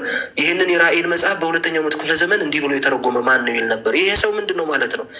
በካኖኒሻ ይሄ የካኖን ኦፍ ፎርሜሽኑን አያውቅም ማለት ነው። ቅዱሳት መጻሕፍት በቀኖና ደረጃ በቁጥር ደረጃ እንግዲህ ቅቡልነት እስከ መቼ ክፍለ ዘመን ድረስ እንደነበረ እኮ እናውቃለናል። የቅዱስ ዮሐንስ ራእይ በቤተ ክርስቲያን ከመቼ ክፍለ ዘመን ጀምሮ ነው በቀኖና ደረጃ እውቅና ቅቡልነት በይፋ አግኝቶ አገልግሎት ላይ የዋለው የሚለውን አያውቅም ማለት ነው። ይሄ ሰው ጭራሽ ወደ ምን ያወራል ግን? ትርጉም አምጡ ይላል። በሁለተኛው ክፍለ ዘመን ይህንን ክፍል እንዲህ ብሎ የተረጎመ ትርጉም አምጡ። ይሄ የመጽሐፍ ቅዱስን ቀኖና የመጽሐፍ ቅዱስ ታሪክ በሂደት ውስጥ እንዴት ተቀነነ፣ እንዴት ወደ አንድነት መጣ የሚለውን በራሱ አለማወቅ ሆኖ አግኝቼዋለሁ። በጥያቄያቸውም ይሄ ሲንጸባረቅ ስለነበር ነው ይሄን ማለት የወደድኩት። አመሰግናለሁኝ። እሺ እግዚአብሔር ያክብርልን ዲያቆንዬ። በጣም ሰፋና ጠለቅ ያለ ሀሳብ ነው የሰጡት። ዲያቆን ጨርሰዋል። መምህር በረከት መጨረሻ ላይ ሁሉንም አጠቃለው ይሰጡናል። ከዛ በፊት ልደት ይቀጥልና ዮሐዴ ቀጥሎ ወደ ኢዮብ ተመልሰን ወደ መምህር በረከት እንሄዳለን። አመሰግናለሁ። እሺ በጣም አመሰግናለሁ። አንተሽ በድጋሚ እድሉን ስለሰጠን ኢዮባን ቤትን ስለከፈትክ እና ሀሳብ እንሰጥ ስላረከን ወንድሜ ዮሐድ ቃለ ሕይወት ያሰማልን። እጅግ ከኔ በተሻለ ነበር ውይይቱ ላይ በደንብ ሀሳቦችን ስታቀርብ የነበረው እና እግዚአብሔር ያክብርልን። በመጀመሪያ ደረጃ ግን ያው እንዳያችሁት ውይይቱን እንኳን ለመጀመር በምናደርገው ጥረት ላይ መጀመሪያ ላይ ምን ያህል ስንቸገር እንደነበረ አይታችኋል። ርዕስ ቤቱ የነበረው ርዕስ እንግዲህ በሰዓቱ ስናወራበት የነበረው ስግደት ሁሉ አምልኮ ነው ወይ የሚል ሀሳብ ነበረ እና እሱን በስግደት ላይ ልንወያይን የመጣ ነው ብለው ከመጡ በኋላ ስግደት ሁሉ አምልኮ ነው በሚለው ላይ እናውራ ስንል ምን ያህል ደቂቃ እንደተከራከርን ታስታውሳላችሁ። በስተመጨረሻ በብዙ ልመናና በብዙ መከራ በክርስቲያናዊ ሀሳብ ብለው ወደ ውይይቱ ገባን። ወደዛ የገባንበትንም ዓላማ እንግዲህ አይታችኋል። ኢዮብ አሳይቷችኋል ቅድም ያለምን እንደዛ እንዲደረግ እንደተፈለገ። በአጭሩ በእኛ በኩል ያለው ነገር ምንጊዜም እንዳያችሁት በጣም ክሊር እና ጥርት ያለ ነገር፣ ስግደት ሁሉ አምልኮ አይደለም። አምልኮ ደግሞ ሁል ጊዜ በስግደት አይገለጥም። ስለዚህ ይህንን ነገር በስነ ስርዓት አሳይተናል። ለእግዚአብሔር ሲሰገድ እግዚአብሔርን ስንሰግድለት እያመለክ ነው የምንሰግደው። ስለዚህ ያን እንዴት እንደምናደርግ አሳይተናል በመጽሐፍ ቅዱስ ላይ አስተምሯችንም ነው። ሰግድ ለአብ፣ ሰግድ ለወልድ፣ ሰግድ ለመንፈስ ቅዱስ አሐተ ስግደት እያለን ስንሰግድ ይሄ አንዲት ስግደት ለአብ ለወልድ ለመንፈስ ቅዱስ ስንሰግድ የአምልኮ እንደሆነ ግልጽ ነው። እሱን በስፋት አሳይተናል። ግን መጽሐፍ ቅዱስ ላይ ከፈጠረን ከአምላካችን ውጪ እግዚአብሔር ላከበራቸው ለወዳጆቹ ተሰግዶ አይተናል። ያ ስግደት አምልኮ ነው ወይ? ለዘመናት ቤተክርስቲያን ስትተችበት ከነበረው ነገር ለቅዱሳን ስንሰግድ እያመለኳቸው ነው አይደለም የሚሉን። ስለዚህ ለቅዱሳን ስንሰግድ እያመለክናቸው እንዳልሆነ ዛሬ አሳይተናል። ከዚህ በፊትም አሳይተናል። ሞር ደግሞ ብዙ ሰው ባለበትም ለማሳየት ሞክረናል። ያንን ነገር ግልጽ ሊሆን ይገባል። ሌላኛው ውይይቱ ላይ ካያችሁ በጣም በብዛት ማለት ኦልሞስት 95% ከርዕሱ የወጣ ሀሳብ ነበር ሲያወሩ የነበረው። እኛ ክብር ለእግዚአብሔር ብቻ ነው የሚገባው አላለም፣ ስግደት ለእግዚአብሔር ብቻ ነው የሚገባው በሚል ርዕስ አልገባንም። እኛን ቻሌንጅ ማድረግ አልቻሉም። አምልኮ ስግደት ብቻ ስግደት ሁሉ አምልኮ ነው ወይ የሚለውን ሀሳብ ሁለቱም ቻሌንጅ ማድረግ አልቻሉም። በዛ ላይም የሰጡትን ሀሳብ ልታዩ ያልቻላችሁት በርዕሱ ላይ ምንም እንኳን መነጋገር ስለማይችሉ ነው። እንደዛ ስለሆነ በተደጋጋሚ እኔም ዮሐድም ርዕሱ ላይ ትኩረት ተደርጎ እናውራ ስንል የነበረው በመረጣችሁት ርዕሰ ጉዳይ ላይ ነው። ርዕሱ ላይ አንድ ጥያቄ ብጠይቅ ኢዮብ እናሳያችሁ ቅድም እነሱ ክርስቲያኖች አይደሉም የሚል መልስ ነው የተሰጠን። ስለዚህ ይሄ ማለት ምንድን ነው? በሚሰጠው አርዕስት ላይ ቶፒክ ላይ ፕሮቴስታንት መቼም ገብቶ መወያየት እንደማይችል አሳይታል። በሐዲስ ኪዳንም በብሉይ ኪዳንም መጽሐፍ ቅዱስ ስግደት ለቅዱሳን አባቶቻችን ሲሰገድ አይተናል። እነሱ ቅዱሳን አባቶቻችን ራሱ ሲሰግዱም አይተናል። አብርሃምን የመሰለ አባት ሲሰግድ አይተናል መጽሐፍ ቅዱስ ላይ። ስለዚህ በዚህ ልክ ክሊር ሆኖ የተቀመጠ። ሌላ ማንሳት የምፈልገው ቅድም ያሬድም አንስቶታል። በሁለቱ መካከል የነበረ ትልቅ ግጭት ነበር። መግቢያ ላይ ተናግሬዋለሁ። እነሱ ላለመወያየት ወደኋላ በሚሻሹ ሰዓት ላይ ኤፍሬም ባለ ጊዜ ስግደት ሁሉ አምልኮ ብሎ ያምናል። ስለዚህ ወይ እሱ ሪፕለስ ያደርጋችሁና እንወያይ አንዳችሁ ስል የነበረበት ዋነኛ ምክንያቴ የእሱን እምነት ስለማውቀው ነው። እግዚአብሔር አምላክም ቸር ነው። አጋለጠው። መጨረሻ ላይ ምን አለ? ሁሉም ስግደቶች የተሳሳቱ ናቸው አለ። ለነ ዳዊት የተሰገደው፣ ለዮሴፍ የተሰገደው፣ አብርሃም የሰገደው እያንዳንዳቸው ስግደቶች ሁሉ ተሳስቶ ነው አለ። እነሱ ግን ሲሉ የነበሩት ምንድን ነው? በመሰገድ ደረጃ ተሰግዷል፣ ንጉሥ ስለሆነ በሀገሩ ባህል ነገር ተሰግዶለታል እንጂ ያ ስግደት ጉባኤው የሰገደው ስግደት ስህተት ነው አላሉም። እነሱ ሉትራኑ ወንድማቸውና ቃሌ ስግደቱ ስህተት ነው ብለው አይደለም የተነሱት። አንደኛ ክርስቲያኖች አልሰገዱም የሚል፣ ሁለተኛ ደግሞ በአካባቢያቸው ባህል በሶሳይቲው የሆነ ሶሻል ላይፍ ባላቸው ሶሻል ላይፍ መሰረት ለንጉሥ በሚገባ ክብር መንገድ ሰገዱ ነው ያሉ። ኤፍሬምስ ምንድን ነው ያላቸው? ጭራሽ ስህተት ነው፣ በቃ ጭራሽ ስህተት ነው። ስለዚህ እዛ ጋር ሁለቱ ልዩነት አይተናል። እርስ በርሳቸውም ሳይግባቡ ወደ ውይይት መድረክ ሊመጡ እንደቻሉ ተመልክተናል። ስለዚህ ግራ የተጋቡት እነሱ ናቸው። ለዛም ነው ዮናስ በተደጋጋሚ ኦርቶዶክሶቹ ክሊር አድርገውልኛል፣ ግልጽ አድርገውልኛል። በዚህ አጋጣሚ ቤቱን ሪፖርት ስላደረጉበት ኮፒ ሊንክ አድርጉለት።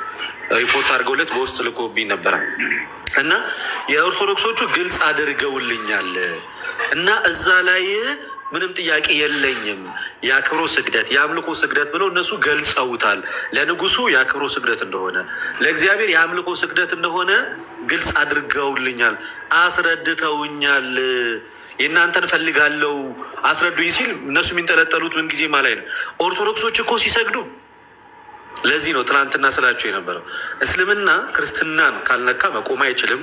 ፕሮቴስታንት ኦርቶዶክስን ስለ ኦርቶዶክስ ካላወራ መኖር አይችልም። ኦርቶዶክስ ደግሞ ስለ ኢየሱስ ካላወራች የለችም ማለት ነው።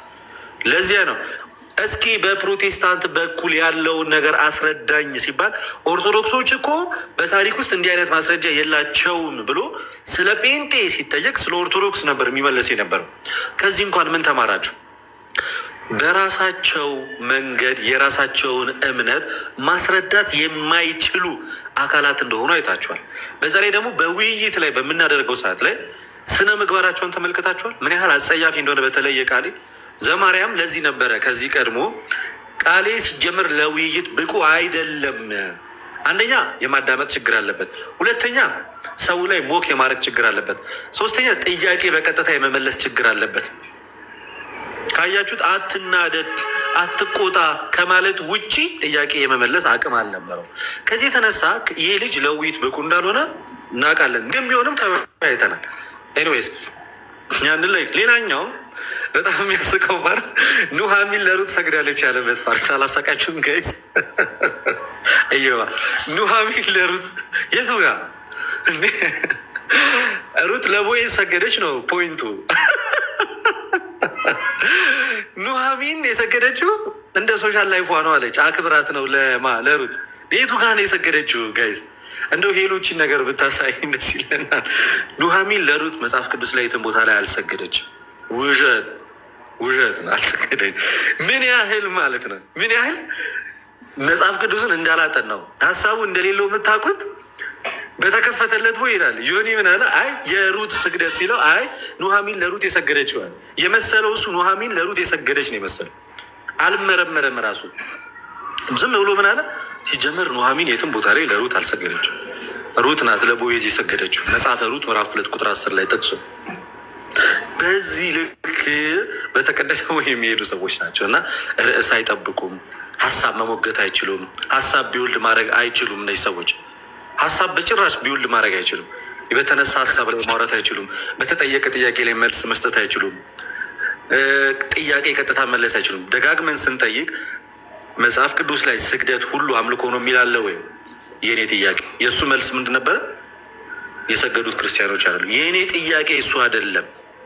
ስግደቱ አምልኮ ነው ወይንስ አይደለም? ለዛ ነው በቃ ከዚህ ልጅ ጋር እውነቱን ለመናገር ወርዝ የሚያደርግ ውይይት መቼም ሊፈጠር አይችልም። በፍጹም በምንም አይነት መስፈርት ለውይይት የሚያበቃ አቅም የለውም። ምንም ብትሉኝ እኔ በጌታ ፊት ነው ነገር ለማካበድ አይደለም። እኔ እንኳን እሺ እያካበድኩ ነው ብል ዘማርያም ከእኔ የተሻለ ወንድሜ ተናግሮታል። ሌሎቹ ናኬ እንኳን ተናግረውታል። ጭራሽ ለውይይት የሚመጥን አካል አይደለም። አንድ ሰው እንዴት ቢያንስ አንድ ጥያቄ በቀጥታ መመለስ አይችልም? አንድ ሰው ቢያንስ አንድ ጊዜ እንኳን ቶፒክ ጠብቆ እንዴት አያወራም? አንዷን ቶፒክ እንኳን ጠብቆ እንዴት ሰው አያወራም? ምን የሚያሳይ ነው ይሄ? ይህ ልጅ ራሱ ከራሱ ወንድሞች ጋር እዛ ጋር መወያየት እንጂ ከኛ ጋር መወያየት አለበት ብዬ ከዚህ በኋላ አላምንም። እና ነገ ራሱ በሚኖረው ውይይት ላይ እኔ አላቅም እንዴት ከእንደዚህ በጣም ዊክ ከሆኑ የበሰለ ሀሳብ ማቅረብ ከማይችሉ ጥያቄ በቀጥታ መመለስ ከማይችሉ ሰዎች ጋር መወያየት እንዴት እንደምንችል ሊገባኝ አልቻል። እንዳያችሁት ኤፍሬም ውይይቱ ላይ መኖሩ ጠቅሞናል ጋይስ። ኤፍሬም ስሜታዊ ነው እንደምታውቁት። ሁለተኛ ፔንቴኮስታል፣ ሶስተኛ ኦርቶዶክስን አታክ ያደረገ እየመሰለው የሉትራንንና የሁለቱን ሀሳብ እየመታ እየቀጠቀጠ ነበር። ሁለቱ ልጆች ስግደት ሁሉ አምልኮ ነው የሚል እምነት የላቸውም ከመሰረቱ በመጀመሪያ የተሰገደ ፓርት ስለሚያውቁ። ነገር ግን ምን እያደረጉ ነበረ? በክርስቲያን ፐርስፔክቲቭ እንየው ማለት በሐዲስ ኪዳን አማኞች ያ ነገር አይመለከተንም፣ ክርስቲያኖች ሲያደርጉ ስላላየን አንደግፈው ለማለት ነው እንጂ ስግደት ሁሉ አምልኮ ነው ለማለት አይደለም የሚል ሀሳብ ይዘው ነው የገቡት። ኤፍሬም ግን ምን አደረገ? ከኛ በእነሱ ሳይድ ሆኖ ለእኛ ሲያግዝ ነበረ ሳያውቀው። ገና ከፍቶ ሲያነበው ምንድን ያለው? ሁሉም ተሳስተዋል አለ። እነ ቃሌ ሁሉም ተሳስተዋል አላሉም ነበር። የመጀመሪያው ግጭት ቀጠላልና ምን የሚል ሀሳብ አቀረበ? አንዳንድ ቦታዎች ላይ ለመላእክት እና ለአንዳንድ ሰዎች የአክብሮት ስግደት እንደተሰገደ ልናስተውል ይገባል የሚለውን ሀሳብ አመጣና አሳየልን።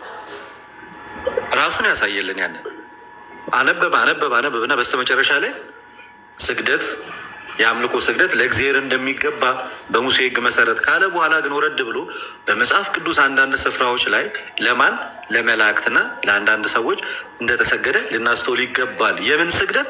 የአክብሮት ስግደት ብሎ ራሱ ያቀረበው ማስረጃ ክሊር አደረገ።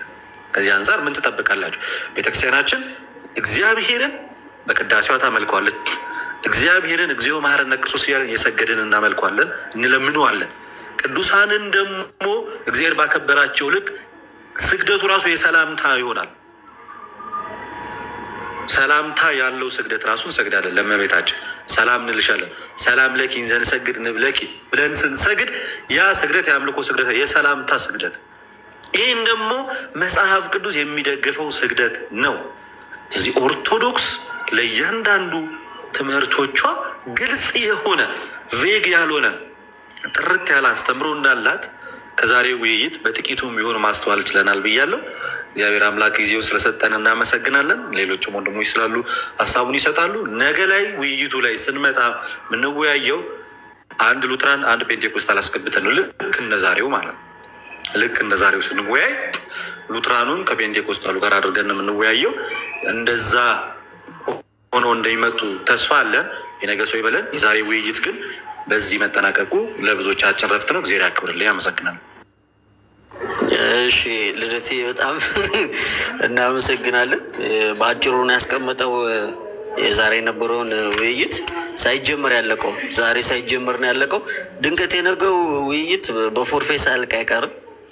ግን እነሱ መጡ አልመጡ አይመለከተንም። ልደት በተቻለ አቅም ያን ቤት ትምህርቱ መሰጠት አለበት ብዬ አምናለሁ። ተወያይ መጣ አልመጣና እሱን ነገር ፊክስ እንድታደርግ እንግዲህ እንጠይቃለን ብለን ሁላችንም ሀሳባችን ይሄ ነው እና ዮሐዴ ደግሞ አንተ ያየበትን አንግል እንደ ልደት እስኪ አቅርብልን እና አንዳንድ ሀሳቦችንም በዛው ጨምርልን።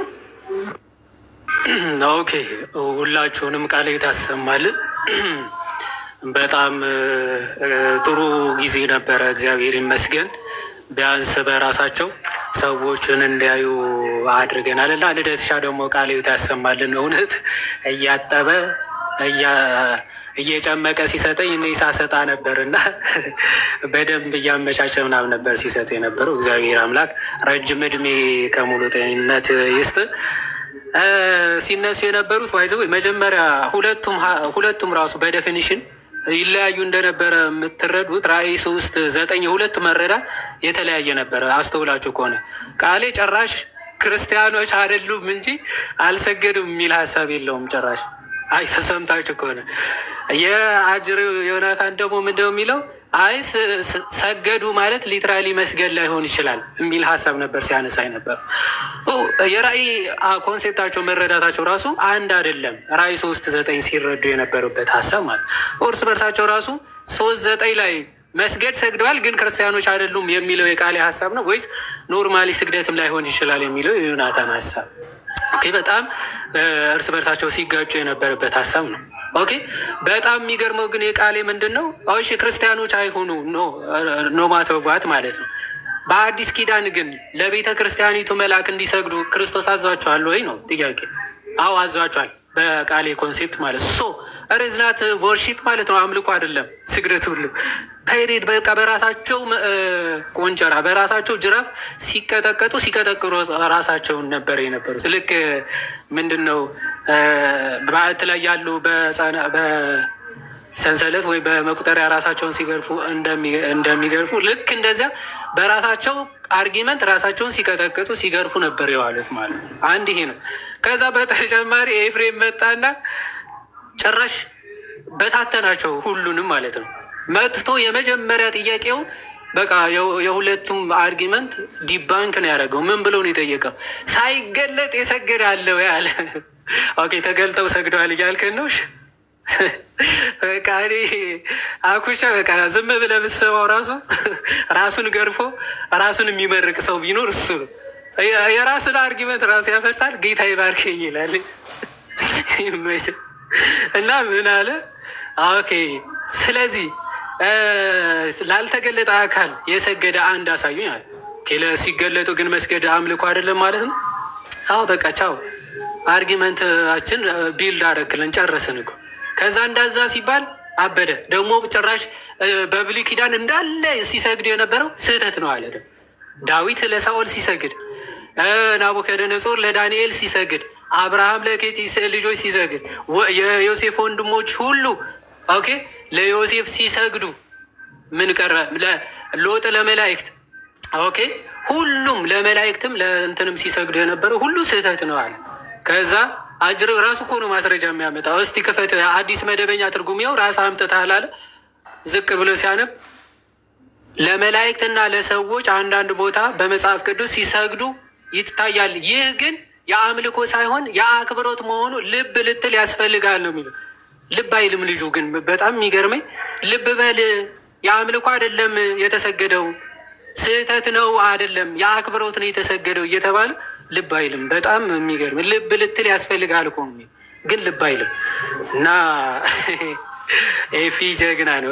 ኤፊ ዝም ብላችሁ ብትሰሙት ከራሱ ጋር ዲቤት አድርጎ ጌታ ይባርከኝ ይላል። የትኛው ኤፊ ለየትኛው ጌታ ይባርከኝ እንደሚለው ተገራፊው ኤፊ ለገራፊው ኤፊ ይሁን ወይስ ተገራፊው ኤፊ ለገራፊው ኤፊ ጌታ ይባርከው እያለ እንዳለ አይታወቅም። ምክንያቱም ከራሱ ጋር ነው ዲቤት የሚያደርገው እና እንደዛ ነው።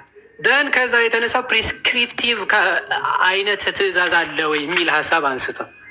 ይህ በጣም ሌም የሆነ አርጊመንት ነው እውነት ለመናገር። አሁን ፕሪስክሪፕቲቭ የሆነ እንዲያደርጉ ተብለዋል ከተባለ አሁን ለክርስቶስ ብዙ ቦታ ሐዋርያቶችም ከሐዋርያት ውጭም ሲሰግዱ ነበር አይደል? ኦኬ አይ ስገዱ አልተባሉም፣ ስለዚህ ለክርስቶስ መስገድ አይገባም ማለት እዛ ልክ እንደዚህ ያለ ደካማ አርጊመንት ማለት ነው። ኦኬ ለክርስቶስ ሲሰግዱ ተመለከትን እንጂ ለክርስቶስ ስገዱ ተብሎ የታዘዘበት አለ እንዴ? የለም። ስለዚህ ለክርስቶስ መስገድ አይገባም እንደናንተ ሀሳብ ፕሪስክሪፕቲቭ ከሆነ። ቀጥሎ ለመንፈስ ቅዱስ ስገዱ ተብሎ የታዘዘበት አለ? የለም። ስለዚህ ለመንፈስ ቅዱስም ስግደት አይገባም። ይህን ያክል ውርድ ያለ አርጊመንት ማምጣት በጣም ያሳዝናል እውነት ለመናገር። ዘን ቀጥሎ በሰከንድ ናይሲያ ላይ ስለተነሳው ሀሳብ አሴ ካውንስል በቸርች ደረጃ እንቀበለው። ኦፍኮርስ እኛ ሶስቱ ኢኩሜኒካል ካውንስልስ ነው የምንቀበለው፣ ግን እዛ ላይ የተገለጸው ሀሳብ እንቀበላለን። ሀሳብ ኖት ወርድስ ኤግዛክትሊ ማለት ነው። ሀሳቡን እንቀበላለን አይደል?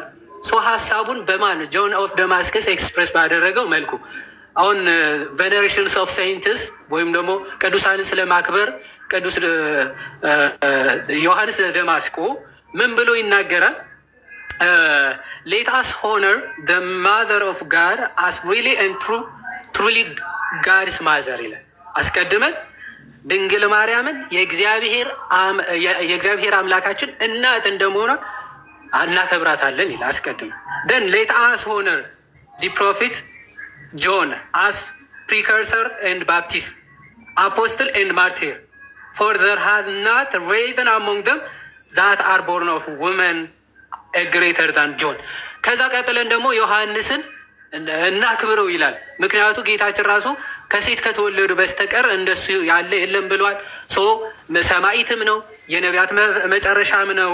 ኦኬ እና ሐዋርያም ነው፣ ሰማዕትም ነው እያለ ይገልጻል። ዘንድ ቀጥሎ አፖስትልስ ማርቲርስ እያለ ይገልጻቸዋል። ሁሉም እንደየክብራቸውና እንደየማዕረጋቸው ምን ይገባቸዋል? ክብር ይገባቸዋል ይልና ላትሪያ ኤንድ ፕሮስኪን ወይም ደግሞ አምልኮና ወርሺፕ እና ክብር ሆነር ልንለይ ያስፈልጋል ብለው ቅዱስ ዮሐንስ ዘደማስቆ ይናገራል። ወይም ጆን ኦፍ ደማስከስ ማለት ነው። ስለዚህ እኛም ስናከብር ወይም ደግሞ ስግደትም ስንሰጥ እንደየክብራቸው እንደየማዕረጋቸው ለእግዚአብሔር መለኮት አምላክ ፈጣሪ ሕያው አስገኝ እየተባለ ይሰገድለታል። ለእመቤታችን ደግሞ ወላዲተ አምላክ ከፍጥረታት ሁሉ የበላይ እየተባለ ይሰገድላታል። ለዮሐንስም እንደዛ፣ ለሐዋርያቶቹም እንደዚያ፣ ለሰማዕታትም እንደዚያ ማለት ነው። እንደየክብራቸው እንደየማዕረጋቸው ክብርና ምስጋና ይሰጣቸዋል ማለት ነው። ከዛ ፋይናሊ ችን ብቻ ተናግሬ በጣም ብዙ ሀሳቦች ስለተነሱ ላለመድገም ችን ብቻ ተናግሬ ልጨርስ። የኮንግሪጌሽን ወይም ደግሞ በእስራኤላውያን የአንደኛ ዜና መዋዕል ምዕራፍ 29 ከቁጥር 20 ላይ ያለው በኮንግሪጌሽን ደረጃ ነው ወይም ደግሞ በህዝብ ደረጃ ነው ያንን ድርጊት የተፈጸመው። በህዝብ ደረጃ የተፈጸመውን ያንን ድርጊት አይ ስህተት፣ አሁን በኤፍሬም ሀሳብ ስህተት ነው ጣዖት አምልኮ ነው ሲባል ነበረ። ጣዖት አምልኮ ከሆነ ስፔሻሊ በኮንግሪጌሽን ደረጃ ከሆነ እግዚአብሔር አምላክ ባይዘው አይታገሳቸውም እስራኤላውያን። ያንን በብዙ ቦታ ተመልክተናል አለ። ወደ እስራኤል ባርነት እንዲሰደዱ ካደረጋቸው መካከል ከእግዚአብሔር ውጭ ሌላ አምልኮ ስላመለኩ ነው። በሙሴ ፊት እግዚአብሔር አምላክ ይህን ህዝብ ላጠፋው ነው ብሎ ሲናገር ምንድን ነው? ከእግዚአብሔር አምላክ ውጭ ጥጃን ሰርተው ለማምለክ ስለተነሱ ነው። ላጠፋው ነው ይህን ህዝብ በሌላ ህዝብ ልሾም ነዋል። ምክንያቱ ጥፋታቸው እግዚአብሔር አምላክ ምን ከእሱ ውጭ ሌላ አምላክን ስላመለኩ ማለት። ያ በዳዊት ፊት ለዳዊቱና ለእግዚአብሔር የሰገደ ህዝብ ግን እግዚአብሔር አምላክ ሲቆጣው አንመለከትም። ፕላስ ደግሞ ዳዊት የእግዚአብሔር ነቢይ የእግዚአብሔር ንጉሥ የሆነ ዳዊት እሱን ሲያመልኩት ዝም ብሎ የሚመለከት ሰው አይደለም፣ በአምልኮት ደረጃ ማለት ነው። እሱን እያመለኩት ዝም ካለ እግዚአብሔር አምላክ ህዝቡን ቢተው ዳዊትን አይተውም። ፕላስ ደግሞ እግዚአብሔር ህዝቡንም ዝም አይለውም ማለት ኦኬ። ከእኔ ጋር አብረህ ዳዊትን አምልካልና አንተ ህዝብ በቃ ላጠፋ ነው ነበር የሚለው። ግን እግዚአብሔር አምላክ ለምን እንዳመለከ ህዝቡ ለምን እንደሰገደ ህዝቡ በሚገባ ስለሚታወቅ ያንን አልተቃወመም። በራሳቸው እንግዲህ ኮሜንታሪዎችን በጣም ጨቅን ኮሜንታሪ ነው ባይዘው ልናመጣላቸው የምንችለው ገና ሁለት ስንጠቅስ ቶ እነሱን አልቀበላቸውም ማለት ተጀመረ ማለት። የራሳችሁ ኮሜንታሪ መቀበል ሳችሉ መጽሐፍ ቅዱስን መቀበል ሳችሉ ሌዲስ ኤንድ ጀንትልመን አባቶች ምናምን አትበሉ ፕሊስ ማለት። አባቶች የትኛውም አባት ብታመጣ እንኳን ለቅዱሳኑ ይቅርና ሪሌክሳቸውን ወይም ደግሞ አጸማቸውን እንኳን በታላቅ ክብር የሚከበር ነው ብሎ ነው። ዊክስ ይሳማሉ፣ ይከበራሉ። እሱ አክቹዋሊ ለዲቤት ለቀጣይ ዲቤት እንተዋለ ሪሌክስ አይከን ምናምን ላይ ስለምናነሳቸው እሱን አላንሳው። ዞሮ ግን በአጠቃላይ ንጹሕ ሕሊና ያለው ፕሮቴስታንት ቢመለከት የዛሬው ዲቤት የዛሬው አርጊመንት ሲያነሱ የነበረው በጣም የወረደ መጽሐፍ ቅዱስ የማይለውን ሀሳብ ነበር ሲያነሱ የነበረው። የሰገዱ ሰዎች ሲመጣ ክርስቲያን አይደለም። ኦኬ ክርስቶስ ራሱ እንዲሰግዱ አደርጋችኋለሁ በትእዛዝ ደረጃ ኮን ባይዘው እንዲሰግዱ አደርጋችኋለሁ እያለ አይ ምን አገባን እነሱ ክርስቲያን ያልሆኑማ ይስገዱ ምን አገባን። በጣም የሚገርም። ከዛ በዘለለ በቃ ምንም ጥቅስ ሲያጡ ዮሐንስ 4:24 አነሳ። በአጭሩ በአንድ ደቂቃ ተመለሰ። ምክንያቱ አውዱ እንደዛ ስለማይል ዘን ማቴዎስ ወንጌል ምዕራፍ 4 ደግሞ አነሳ ጆናታን። ጭራሽ ሀሳቡ ራሱ የለም እንደዛ። ክርስቶስ የሚለው ለእርሱ ብቻ ስገድ ሳይሆን ለእግዚአብሔር ስገድ፣ እሱን ብቻ አምልክ ነው። እሱን ብቻ አምልክ። በጣም ይቅርታ አብዝቻለሁ። የመጽሐፍ ቅዱስ ማህበር ያለ ኤፍሬም ሲያነሳት የነበረውን ሀሳብ ብቻ በአጭሩ ለመናገር በሙሴ ሕግ ማለት በዘጸአት ምዕራፍ 20 መሰረት የአምልኮ ስግደት ለእግዚአብሔር ብቻ ነው የሚገባው እያለ ነው።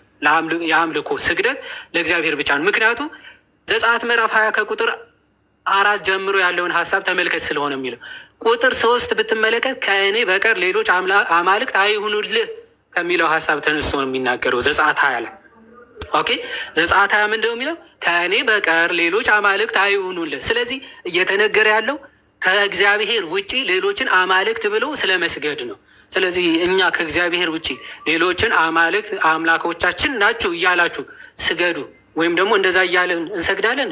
በጭራሽ ባይዞ እንደዛ ብሎ የሚሰግድ ካለ እሱ ጣዖት አምላኪ ነው፣ እግዚአብሔር አምላክም አይቀበለውም። የእኛ ትምህርትን በጭራሽ አይደለም። ጻድቃንን፣ ሰማዕታትን፣ እመቤታችን ለእነሱ ስንሰግድ እናንተ ከእግዚአብሔር ሌሎች አምላኮች ናቸው እያልን ነው እንዴ? እንደዛ ካለን አይዶል ወርሺፐርስ ኖ፣ እንደዛ እያለን አንሰግድም በጭራሽ። የክብራቸውም የመከበራቸው ምንጭ ሲጀመር መሰረታቸው እሱ ስለሆነ ከእሱ ተለይታችሁ ሌሎች ሆናችሁ ልንል በጭራሽ አንችልም።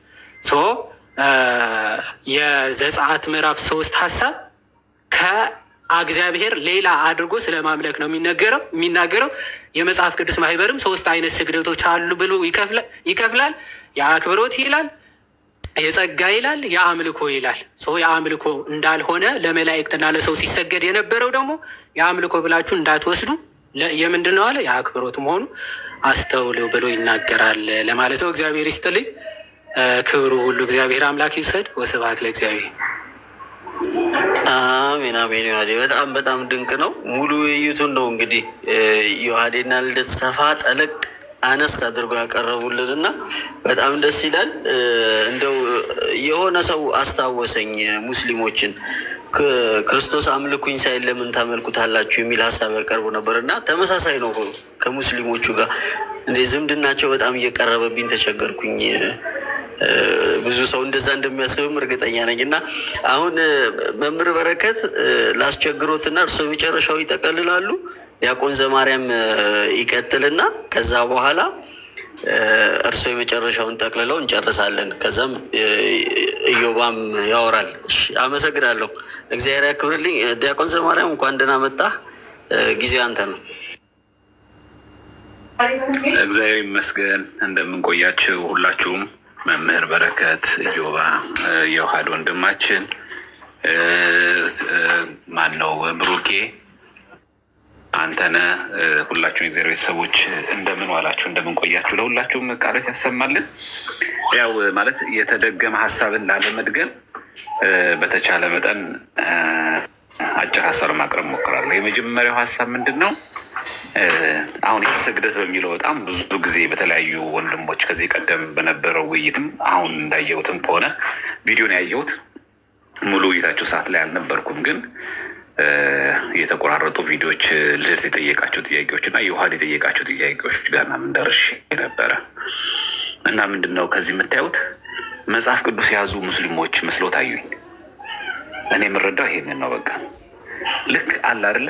ሙስሊሞች እስቲ ኢየሱስ ፈጣሪ ነኝ ያለበት ቦታ አሳየኝ፣ አምላክ ያለበት ቦታ አሳየኝ፣ ልክ እንደዚህ አይነት ጥያቄ ጠይቁት እና እነዚህ ሰዎች ኦርቶዶክስን ለመቃወም ካላቸው ነገር አንጻር፣ መጽሐፍ ቅዱስን ለመቃወም ካላቸው አንጻር መጽሐፍ ቅዱስ የያዙ ሙስሊሞች ናቸው እነዚህ ሰዎች የሆኑት እንጂ ምንም ከእምነትም ከአስተምሮ ከትምህርትም የራቁ ናቸው። በተረፈ ያጠያየቁ መንገድ የሄደበት ርቀት በጣም የሚገርም ነው። የልደትም ተመሳሳይ ደግሞ የወንድማችን የውሃድም ማለት ነው። በእርግጥ ርዕሱ እናንተ ከምታውቁት እናንተ ካላችሁ ግንዛቤ በጣም ያነሳል። ምክንያቱም ከዚህ በለጠ ብዙ ቴዎሎጂካል የሆኑ ነገሮችን መዋየት ስለምትችሉ ማለት ነው። ወንድሞቻችንን እናንተን ይጠብቅልን፣ እግዚአብሔር ያክብርልን። ዋናው ነገር የሚፈለገው ምንድነው? እውነትን መግለጥ ነው። የእኛ ጉዳይ እነሱ ማብሸቅ አይደለም።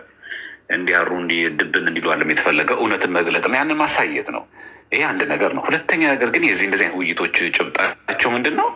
በዛ ወገን ያላችሁ ፕሮቴስታንቶች እንዴት የተረዳችሁት የሚለውን ነገር እንድትገነዘቡ ነው። በቃ ኢምር አሁን ሌላ ነገር እኮ አለ። አሁን ቃሌ ያሳምናል አያሳምንም ምናምን ኤፍሬም ባለ ጊዜ የገቡትን ወገኖቻችን በሙሉ ከንቀት ምናምን ተዉና ከዚያ ያውጧቸውና የምር ግን እያስተዋላችሁ ነው። ግን ፕሮቴስታንት ወገኖቻችን ያቀረቡትን ነገር የሚያቀርቡትን የሚሉትን ነገር ታውቁታላችሁ። እናንተ ዝም ብላችሁ እየሰማችሁ ነው። እስቲል ነው አሁንም በዛ መንገድ ነው ያላችሁት ወይስ ወደ እውነተኛ መንገድ ልትመጡ አስባችኋል? ይሄን ዋናው ዓላማ እዚህ ያመነውን ማጽናት፣ ከነጋ ደግሞ እዛ ቤት ያላችሁ ሰዎች ደግሞ እንድትገነዘቡ ማድረግ። እንዴ ሰው የተጠየቀውን ጥያቄ እንዴት ይመልሳል? ሩት የሰገደችው ስግደት የምን ስግደት ነው?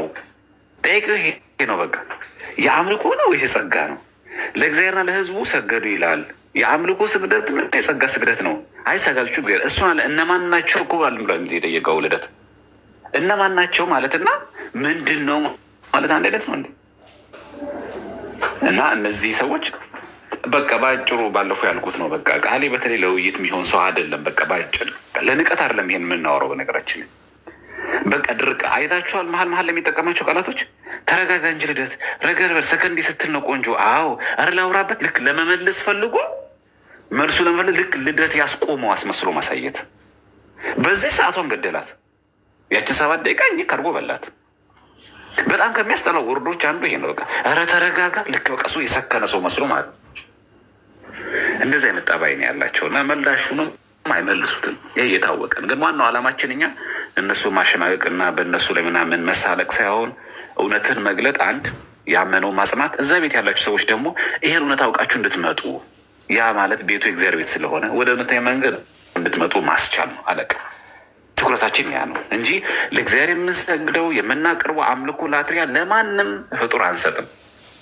አንድ ሁለተኛ ለቅዱሳን ሰጠው ዱሊያ ወይ ደግሞ ፕሮክሲኒዮ የሚባለው ለቅዱሳን የምንሰጠው አክብሮት፣ ለእመቤታችን ለቅድስት ድንግል ማርያም የምንሰጠው አክብሮት ሃይፐርዱሪያ ብለን ከቅዱሳን ሁሉ ክብር የማርያም ክብር ይበልጣል፣ በተገባ የአበን ቃል ለመቀበል በተገባ ተገኝታለችና እንዳለው እንደዛ አድርገን ለእመቤታችን ለቅድስት ድንግል ማርያም ወላዲተ አምላክ ስለሆነች የአክብሮት የጸጋ ስግደቶችን እንሰግዳለን። ከዚህ ውጭ ግን አምልኮን የምንሰጠው ለእግዚአብሔርና ለእግዚአብሔር ብቻ ነው። ዛሬ ብቻ ሳይሆን ትላንትም፣ ዛሬም፣ ነገም ከነገ ወዲያም እስከ ዓለም ፍጻሜ ድረስ የሚኖረን የቤተክርስቲያናችን ትምህርት ቋሚው ይሄ መሆኑን እንድታውቁ ለማስቻል ነው።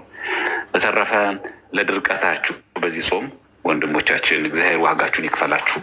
ትልቅ ዋጋ ነው የተከፈለው ብዬ አስባለሁ። ምክንያቱም ረጅም በሆነ ሰዓት ላይ እነዛ ሁሉ ሰው ይመስለኛል እዚህ ውስጥ የሚያነጻጽር ፕሮቴስታንት የጠፋ አይመስለኝም። በደንብ ያውቃል ብዬ አስባለሁ። ለግንዛቤም ሁሉ ማለት ነው።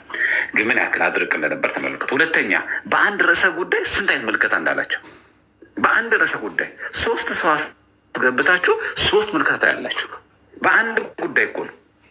አንዱ አረ ሰጋጆቹ ክርስቲያን አይደሉም ሲል፣ አንዱ ብድግልማ አይደለም እነዛ በአካል ሳይገለጥ የሰገደ አካል እስቲ ያሳየኝ። ያ ማለት እኛ አሁን በአጸድ ስጋ የምትሉት ነገርና ምን ብሎ ለመተቸት ፈልጎ ማለት ነው። እና ከነዚህ ሁሉ ዜሮ ድምር የምንመለከተው ምንድን ነው? በአንድ ርዕሰ ጉዳይ አንድ ወጥ የሆነ መልከታ የለም። ይሄ ከየት ነው የሚመነጨው? መጽሐፍ ቅዱስን በግል የመተርጎ ምንጩ ናችሁ። አደጋውን የምትረዱት አሁን እና ክርስቲያኖች እባካችሁ እዚህ ያለ ሰዎች ከነዚህ ወንድሞች ዲቤት መማር ያለብን ምን ያክል መጽሐፍ ቅዱስን በግል ሀሳብ መተርጎም ስንት ነገር ውስጥ እንደሚከት ማለት ነው። እስቲ መጽሐፍ ቅዱስ ላይ ስግደት አምልኮ ነው ብቻ ብሎ የሚገልጽ አሳየኝ ሲባል ለዮሐንስ አትስገድልኝ ብሎታል። ስግደት አምልኮ ነው የሚል መጽሐፍ ቅዱስ ላይ ጥቅስ አምጣልኝ።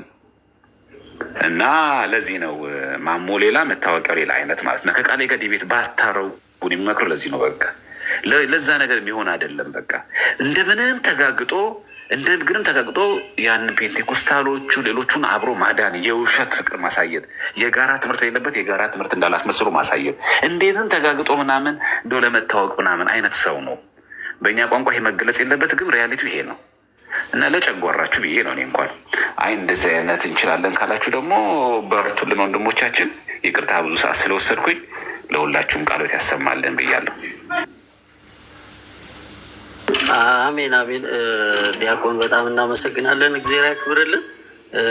መምህር በረከት ይጨርሱና እዮቤና ልደት እንደው ዛሬ የነበረው ውይይቱ ላይ ብቻ ስለሌላው ነገር ሳይሆን ውይይቱ ላይ ብቻ የዲቤት ሰዓት ከተጀመረበት ጀምሮ እስኪያልቅበት ሰዓት ያለው ብቻ የቤቱ ባለቤት እንዴት ነበር ውይይቱን ያስኬደው የሚለውን ጣልቃ ገብነት ነበረበት ወይንስ የማድላት ሁኔታ ነበረበት የሚለውን እናንተ ሀሳብ ትሰጣላችሁ። መምህር በረከት እርሶ ይቀጥሉና እንጨርሳለን። ስለ ነገውም አንዳንድ ነገር ትችላላችሁ ማለት ትችላላችሁ ከፈለጋችሁ። እናመሰግናለን። መምህር በረከት እርሶ ይቀጥሉ። እሺ አንተ እኔ ቅድምም ስለተናገርኩ ብዙ ሰዓት አልወስድም። እንደ ከዛሬው ውይይት ግን እኔ ጠንከር አድርገን ማየት ያለብን የሚመስለኝ በተለይ ከብሉይ ኪዳን ጋር የተያያዘው ነገር በቀላሉ ማየት የለባችሁም። ፕሮቴስታንት ከብሉይ ኪዳን ጋር ያለው ችግር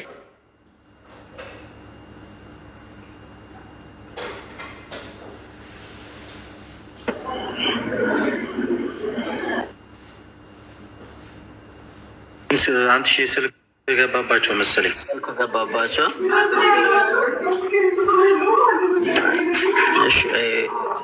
በዚህ አጋጣሚ ለሳቸው ሲጀምሩ ወንድማችን ዘካሪያስ በጣም እናመሰግናለን። እነ ሄሉን ሌሎቹን ሪከርድ በማድረግ ስላገዝካቸው እና ውይይቱ ላለፋቸው ሰዎች ለእኛም ለዛም ሳታደላ ሀሳቡን ብቻ በደንብ አድርገህ ስላቀረብክ እናመሰግናለን። ይቀጥል ይሄ ነገር ነገም ከነገ ወዲያ እንዲሁ ሪከርድ እያደረግ ውይይቱም ላመለጣቸው አካላት ፍሬ ሀሳቡን እንድታቀርብልን እንጠይቃለን። እናመሰግናለን። በዚህ አጋጣሚ አሜን። በጣም ወንድማችን ዘኪ እንዲሁም ሌሎችም ልጆች አሉ። እነሱንም ፎሎ ማድረግ እንዳትረሱ፣ ቤቱን ኮፒ ሊንክ ሼር ማድረግ እንዳትረሱ። ቪዲዮ ብዙ ሰው ጋር መድረስ አለበት። እንደዚህ ቆርጠው የሚሰሩ ልጆች፣ ሪከርድ እያደረጉ የሚሰሩ ልጆች በጣም መበረታታት መጠንከር አለባቸው እና እሱን እንዳትረሱ ለማለት ያክል ነው። እዮቤ በቃ ልደትና እዮብ መምህር ረዥም ስልክ ይሆናል የሚይዙት። በቃ ወረዱ። ስለ ቤቱ ያላችሁን ሀሳብ፣ ስለ ዮኒ ማኛ ቤት ያለውን ነገር ዛሬ ስለነበረው ውይይት በጣም ባያዝድ ነበር ወይ? ወደ እናንተ ሀሳብ ባያዝድ ነበር ወይንስ ወደ እነሱ ሀሳብ በጣም ይሄድ ነበር ወይ የሚለውን ጭራሽስ ማይክ ከፍቷል ወይ? ውይይቱ ደቂቃ ከተጀመረበት ጀምሮ እስኪያልቅ ማይክ ከፍቷል ወይ? ይሄን ሀሳብ ጠቅልሉትና እንጨርስ በቃ።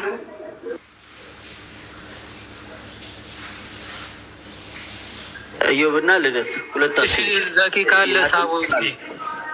አይ እኔ ዘኪ ካለ አስገባ ሳቦ እስኪ። እሺ እዮብ አጠራይ። ቀጥል። እሺ የኔ ሀሳብ ኦኬ። መምህር መቱን ነኝ አንድ ሶሪ ይቅርታ፣ ስልክ ገብቶብኝ ነው። እና ይህ ብሉይ ኪዳን ጋር ያላቸው ችግር በጣም የብዙ ዶክትሪኖች ችግር ነው። የብዙ አስተምሯቸው የችግር ምንጭ ነው።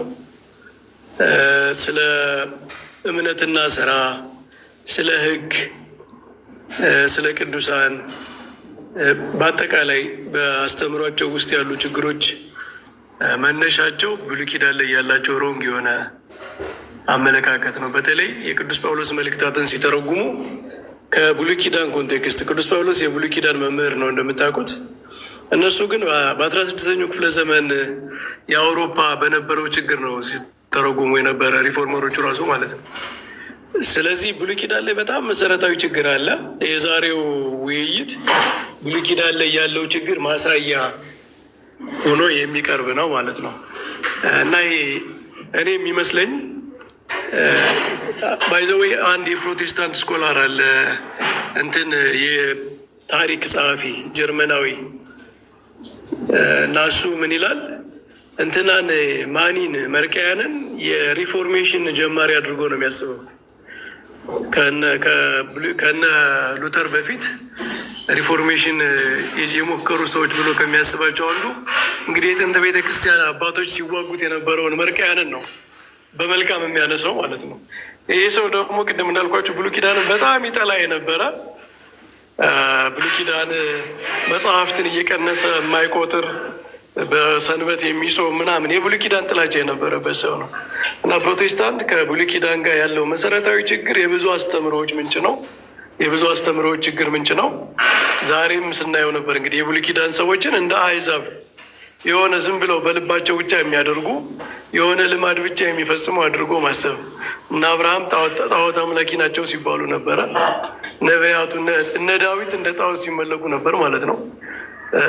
በጣም የሚያሳዝን፣ በጣም ከክርስትና መንፈስ በጣም የራቀ፣ ከአባቶች መንፈስ የራቀ፣ ከሐዋርያት መንፈስ የራቀ።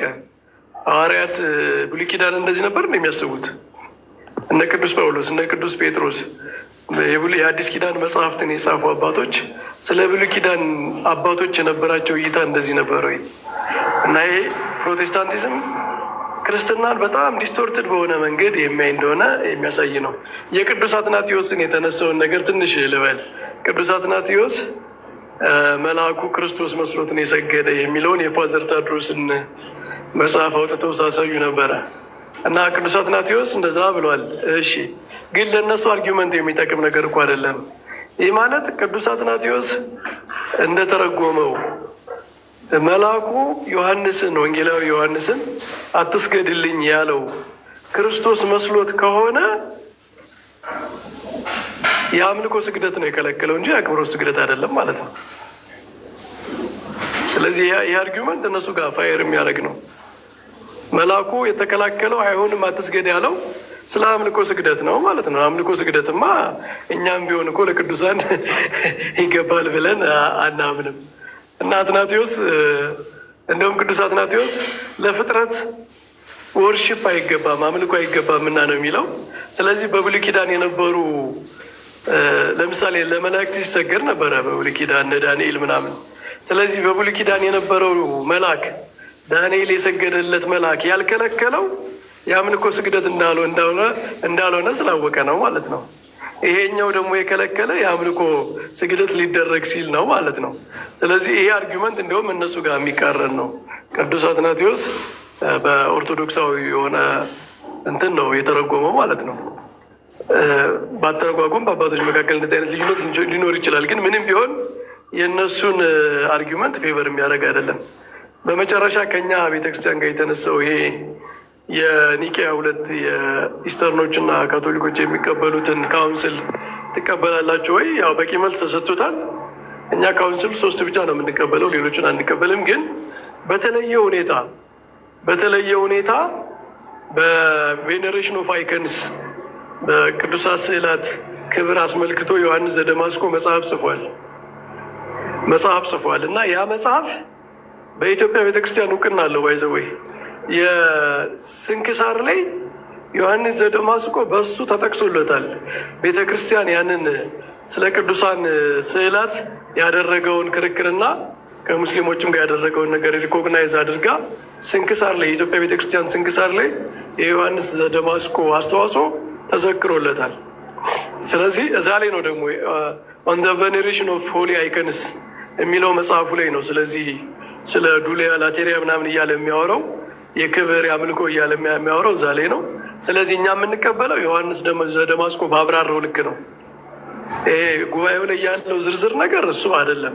እኛ በቃ በጣም ብሮድ የሆነውን ካታጎሪ ነው የምንቀበለው፣ የአክብሮትና የአምልኮት የሚል። የአክብሮት ደግሞ ለእመቤታችን ሲሆን፣ ለዮሐንስ ሲሆን፣ ለዮሴፍ ሲሆን እንደዚህ አይነት ክፍፍል ቤተክርስቲያን አታውቅም። ግን በጣም ቤሲክ የሆነው ነገር ምንድን ነው? መስመሩ ለአክብሮት ሲሆን እና ለአምልኮ ሲሆን ስግደት ይለያያል የሚለው ቤሲክ የሆነው እንትኑ ግን እንቀበለዋለን። ይህን ለማለት ነው። ወንድሞቻችን ቃለ ሕይወት ያሰማልን። የነገው ውይይት ግን እኔ እያሳሰበኝ ነው። እንዴት ነው የሚሆነው? ከየትኛው ዲኖሚኔሽን ጋር ነው አሁን በሚስጥረ ቁርባን ዙሪያ የምትከራከሩት? ከአንዱ ዲኖሚኔሽን ጋር መሆን አለበት ማለት ነው እና አንዱ ወደ አንዱ ቀረብ ብሎ ይሆናል። መቼም በሚስጥረ ቁርባን ጉዳይ አንድ ፍሮንት ላይ እንከራከራለን ብለው አይመጡም ብዬ ነው። ምክንያቱም አንድ የፕሮቴስታንት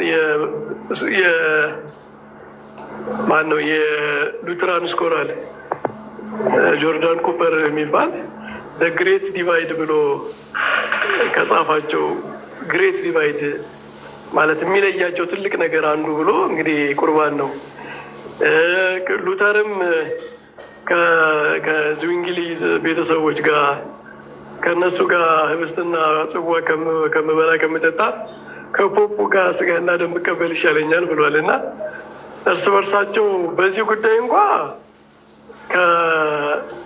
ከዝዊንግሊ ጋር ከመሆን ይልቅ ከፖፑ ጋር በሆን ይሻለኛል ያለበት ጉዳይ ነው። ከማን ጋር ነው የምትከራከሩ የሚለው እኔ ትንሽ ያሳሰበኝ ነው። ለማንኛውም እስኪ እንግዲህ እናያለን የሚሆነውን። እግዚአብሔር ያበርታቸው ወንድሞች፣ ደህና ሁኑ። መምህር እንትን አላወቁትም መሰለኝ ቃሌን። እሱ እኮ እንትን ለአንድ ቀን ራሱ እንደ መካነ ኢየሱስ ሆኖ ሊወያይ ይችላል። ቅዱሳን ሚስጥራት ናቸው እውነተኛ ነው ብሎ ሊወያይ ይችላል እና እሱ እንደዛ ነው። በቃ ባይዘዌ ፎር ዘ ሴክ ኦፍ አርጊመንት ዝም ብሎ እንደሚገባ የምታውቁት ዛሬ ክብር ይሄ ስግደት ሁሉ አምልኮ ነው ብሎ አያምንም። ግን በክርስቲያናዊ የሚል ተደብቆ በቃ ልግባ እንደውም እንግባ አይነት ነገር ብለዋልና አሁንም መግባቱ አይቀርም። ስለዚህ አንድ ኤፍሬምም እኮ ሉተራን ነው ብዬ አከራከራለሁ። እኮ እንደውም እሱ ይገባል እኮ እሱ ይገባል። አንድ ከነገራችን አንድ ነገር የረሳሁት ቅድም ይሄ ፕሪስክሪፕሽን የሚለው ነገር ፕሪስክሪፕሽን ከሆነ ችግር ምንድነው አንቀበልም የሚል ነገር ሲያነሱ ነበር። በትዕዛዝ ደረጃ ይህን አድርጎ አታድርጉ ተብሎ ሲነገር ነው እንጂ ፕሪስክሪፕሽን ማነው ዲስክሪፕቲቭ የሆነ ነገር እንደዚህ ያደረጉ እንደዚህ ሰገዱ የሚለው በትዕዛዝ ደረጃ ሲመጣ ነው የምንቀበለው የሚል ነገር እያነሱ ነበር። እና ኤፍሬም ባለፈው ከቀሲስ ዲበኩሉ ቤት ነን እየተወያየን ጩኸት ምናምን የሚል ርዕስ አነሳን እና ለምንድን ነው የምትጮሁት እናንተ ስትጸልዩ ምን ስትሉም ታምር እናደርጋለን ስትሉም ጩኸት አለበት ሁከት አለበት የሚለውን ነገር ስንጠይቅ ምን አለ? ክርስቶስ እኮ አልዓዛርን ከሙታን ሲያስነሳ ጩኋል፣ ስለዚህ እንጮኋለን የሚሉ አርጊመንት አመጣ። ስለዚህ ክርስቶስ ጩሁ ብሏል እንዴ? ነው ስለ ጮኸ ነው የሚጮሁት? ይህ አርጊመንት ባይዘወይ በተለይ ፔንቴኮስታሎች ጋር በጣም ፋየር ባክ ያደርጋል። አብዛኛው ዶክትሪናቸው እንዲያደርጉ በሚል ትዕዛዝ ላይ የተመሰረተ ሳይሆን እንዲህ ተደርጓል የሚል ነው። ለምሳሌ እቃ ትሰብራላችሁ፣ ወንበር ትሰብራላችሁ፣ በጣም ትጮኻላችሁ፣ ቤቱን ታናውጻላችሁ ምናምን ሲባል ሐዋርያት እኮ ሲዘምሩ ተንቀጥቅጧል መሬቱ፣ ቤቱ ተንቀጥቅጧል ምናምን ይላሉ። እና ይህን ሁሉ አርጊመንት መጣላቸው ነው ማለት ነው። በዛሬው አርጊመንት መሰረት ዲስክሪፕሽንን አንቀበልም ካሉ ፕሪስክሪፕሽን ከሌለ ትእዛዝ ከሌለ ቀጥታ እንዲህ በመጽሐፍ ቅዱስ ሰዎች ሲያደርጉት ስላየን ብቻ አናረግም የሚል አርጊመንት ካነሱ እነሱ ጋር በጣም ብዙ ችግር የሚፈጥር ነገር የሳቡ ነው የሚመስለኝ። ይህን ለማለት ነው። ባሉሽ እሺ፣ እናመሰግናለን መምህር ስለ ማጠቃለያው በሙሉ ስለነበረው አስተያየት። አሁን ስለ ነበረው ትምህርታዊ ጉዳዮች ጨርሰናል። ይኸው ዘኪ ወንድማችን ይሄ ነው። ዘኪን ፎሎ አድርጉት። እስልምናም ላይ ክርስትናም ላይ ጥሩ ጥሩ ቪዲዮዎችን ይሰራል። ትጠቀሙበት አላችሁ፣ ታተርፉበት አላችሁ። ደግሞ ጥሩም አስተማሪ ነው። በደንብ ትማሩበት አላችሁ። ጥያቄ ያላችሁም ሰዎች መጠየቅ ትችላላችሁ ለማለት ነው። ልደትና ኢዮባ ግን ይሄ ከዲቤቱ ውጭ ያለውን ነገር ሳይሆን ዮኒ የጠየቀበትን ክፍል ምናምን ነገር ሳይሆን እናንተ አራታችሁ ዲቤት ስታደርጉት የነበረበት ሁኔታ ላይ የቤቱ ባለቤት ውግንና ነበረ ወይ የሚለውን ሀሳብ እንድትሰጡበት ነበር። በጣም በሌላው በኩል ወገኝተኛ ነበረ። ስለዚህ ወገኝተኛ ስለሆነ እሱ ቤት አንገባም የሚል ሀሳብ እየተነሳ ስለሆነ እሺ ልሂድበት። አዮ አዎ ቀጥል ፖሊሱ። እሺ ኦኬ፣ እንዳያችሁት ነው እንግዲህ ውይይቱ ከተጀመረ ሰዓት ጀምሮ ቶፒክ ለመምረጥ በምናደርገው ሁኔታ ላይ ራሱ ጸጥ ብሎ ነበር ሲያዳምጠን የነበረው። እርስ በርሳችን ነው ተፋጭተን በቃ እንግባ ያልነው እና ደቂቃ ተሰጣተን ውይይቱ ተጀምሮ እስኪያልቅ ድረስ አንድም ቦታ ላይ ማይክራፎኑም አልከፈተም። ዮኒ ማኛ በማንም ሳይድ አልሆነም፣ ለማንም አልደገፈም፣ ማንንም አላቋረጠም፣ እኔንም አላገዘኝም፣ እነሱንም አላገዛቸው። ፌር ሆኖ ነው ከመጀመሪያ እስከ መጨረሻ ድረስ ውይይቱ ሲከናወን የነበረው። አንድ ቦታ ላይ ራሱ ማይኩን ሆኖ አላደረገም። ኢቨን ከቶፒክ ውጪ ሆኖ እንኳን እኔ አድሬስ ሳደርግ ወደ እሱ ህዝቡ ይፈርዳል ቶሆነ ያለኝ እኔ እንኳን ማይኬን ከፍቼ በጣም ከርዕስ ውጭ እየተጠየቅን ነው ብዬ በመጠየቀው ሰዓት ላይ መምሮን የመለሰላቸው ሰው ይፈርዳል የሚል ነው እና ውይይቱ ተጀምሮ እስክንጨርስ ድረስ ማጠቃለያ ሰተን እስክንጨርስ ድረስ የትኛውም ሰዓት ላይ ገብቶ ለማንም ምንም ነገር አላለ። መጨረሻ ላይ ውይይቱን ሙሉ እንደተከታተለ ሰው ጥያቄውን ጠየቀ። ከዛን ሰዓት በኋላ ግልጽ ያልሆነለትን ነገር ጠይቋል እንጂ መሀል ላይ ለእኔም አላዳላም ለእነሱም አላዳላም። ዮኒ ማኛ ያዳላል ብሎ እያሰቡ ከሆነ ይሄ ምን ይባላል ማለት ነው? የማፈግፈግ ስልት ማለት ነው፣ ከውይይቱ ለመራቅ። ምክንያቱም የነገው ትምህርት እጅግ በጣም ብዙ የሆነ ዳሜጅ እንደሚያደርስባቸው ከወዲሁ ስላወቁትና ስለተረዱት ለቅዱስ ቁርባን ስለሆነ ዛሬ የነበሩት ካንዲዴቶች ሉትራኑም ፔንቴኮስታልም ሆኑ ገብቶ ስለሆነ ከኛ ጋር የሚወያዩት አይሆፕ ይሮጣሉ ብዬ አላስብም። እነ ጆናታን ሉትራን በእርግጠኝነት ነገ ይኖራል ብዬ አስባለሁ። ኤፍሬም ባለጊዜም ይኖራል ብዬ አስባለሁ። ስለዚህ እኛ በዚህ እጅግ መሰረታዊ በሆነ የመዳን ጉዳይ ላይ እንደምናወራቸው ነው በጣም ቻሌንጅ እንደምናደርጋቸው ስላወቁ ለእኔ እየታየኝ ያለው ከወዲሁ ሰበብ የመፈለግ ጉዳይ ነው። ከውይይቱ ለመሸሽ ቃሌ እመጣለሁ ብሎ ነው የወጣው። ኤፍሬምም እመጣለሁ ብሎ ነው የወጣው። እንመጣለን ብሎ ከወጡ በኋላ ሀሳባቸውን ሊቀይሩ የቻሉት ምናልባት ለእኔ የገባኝ ዛሬ በተደረገው ውይይት ላይ ባሰቡት ልክ ሀሳባቸውን ማስረዳት ስላልቻሉ እና በተሰጣቸው ቶፒክ ላይ ማውራት ስላልቻሉ ይመስለኛል እንጂ በየትኛውም ሰዓት ላይ ዮኒ ማኛ መሀል ላይ ገብቶ እኔንም ሆነ እነሱን አላስቆመም፣ ለማንም አልደገፈም፣ ምንም አይነት ነገር አላደረገም። እኛ በተሰጠን ሰዓት በቀጠሯችን መሰረት ውይይቱ ላይ ነገ ቦታው ላይ እንቀርባለን። እነሱም የቀሩ ከሆነ እንግዲህ ትምህርታቸውን ዲፌንድ ማድረግ እንደማይችሉ ተናግረን እኛ ደግሞ ትምህርቱን አስረድተን በእነሱ መካከል ያለውን ደግሞ መከፋፈል፣ ልዩነቶች ከየራሳቸው መጽሐፎች እየገለጥን ምን ያህል ቦታ ላይ ቁርጥርጥ ያለ ትምህርት እንዳላቸው በመሰረታዊ ነገር አንድ እንዳልሆኑ አስረድተን እንወርዳለን። ከመጡ እሰየው፣ ከመጣሽ ማርያም ታምጣሽ ነው። ካልመጡ ግን መቼስ እጅና እግራቸውን አስረን በግድ ወደ ውይይት ግቡ አንልም። ልክ ዘማርያም ለውይይት ሲጠራው ለውይይቱ ምላሽ እንደተሳደበው አንሰድባቸውም። እኛ ከመጣችሁ ጥሩ፣ ካልመጣችሁ ደግሞ እኛ የራሳችንን ሀሳብ አስረድተን እንወጣለን። ነገር ግን ዛሬ በነበረ ውይይት ቱ ቢ ኦነስት ህሊና ያለው ሰው ሊመለከት ይችላል። በመሀል አልገባብንም ጀምረን እስክንጨርስ ድረስ ደቂቃው ሀ ብሎ እስከጀመረና እኔም የውሃድም የየራሳችንን ኢቭን ቅድሚያ እኛን የጀመርነው ዲስማች ቶፒኩ እናንተ ነው አፈርም ያደረጋችሁት ተብለን እኛ ጀምረን እራሳቸው ማጠቃለያ ሰጥተው መጨረሻ ነው። በዛ ልክ ያለቀ ውይይት ነው። የትኛውም ሰዓት ላይ ዮናስ ገብቶ ያቋረጠው የለም። እንደ ከዚህ በፊት እንኳን ለኦርቶዶክሶች ያደላል ምናምን ነገር እንዳትሉ፣ ዛሬ ግን እንደዛ አላደረገም። ዛሬ በተቃራኒው ዝም ብሎ ነው ሲከታተል የነበረው። ስለዚህ ባትቀሩ መልካም ነው። ደግሞም ቃል ገብታችኋል። 8,000 ሰው እየተከታተለ ነው። ነገ 4 ሰዓት ተኩል በኢትዮጵያ ማለት ነው።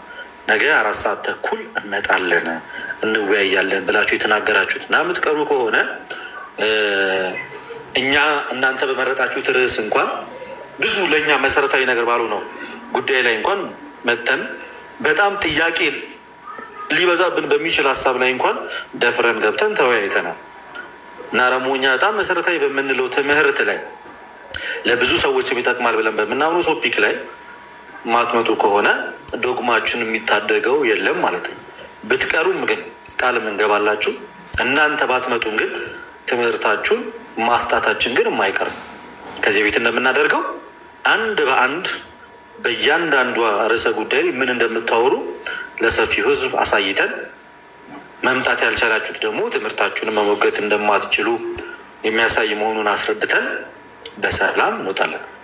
ከዛ በኋላ የሚሉትን መስማት ነው ማለት ነው።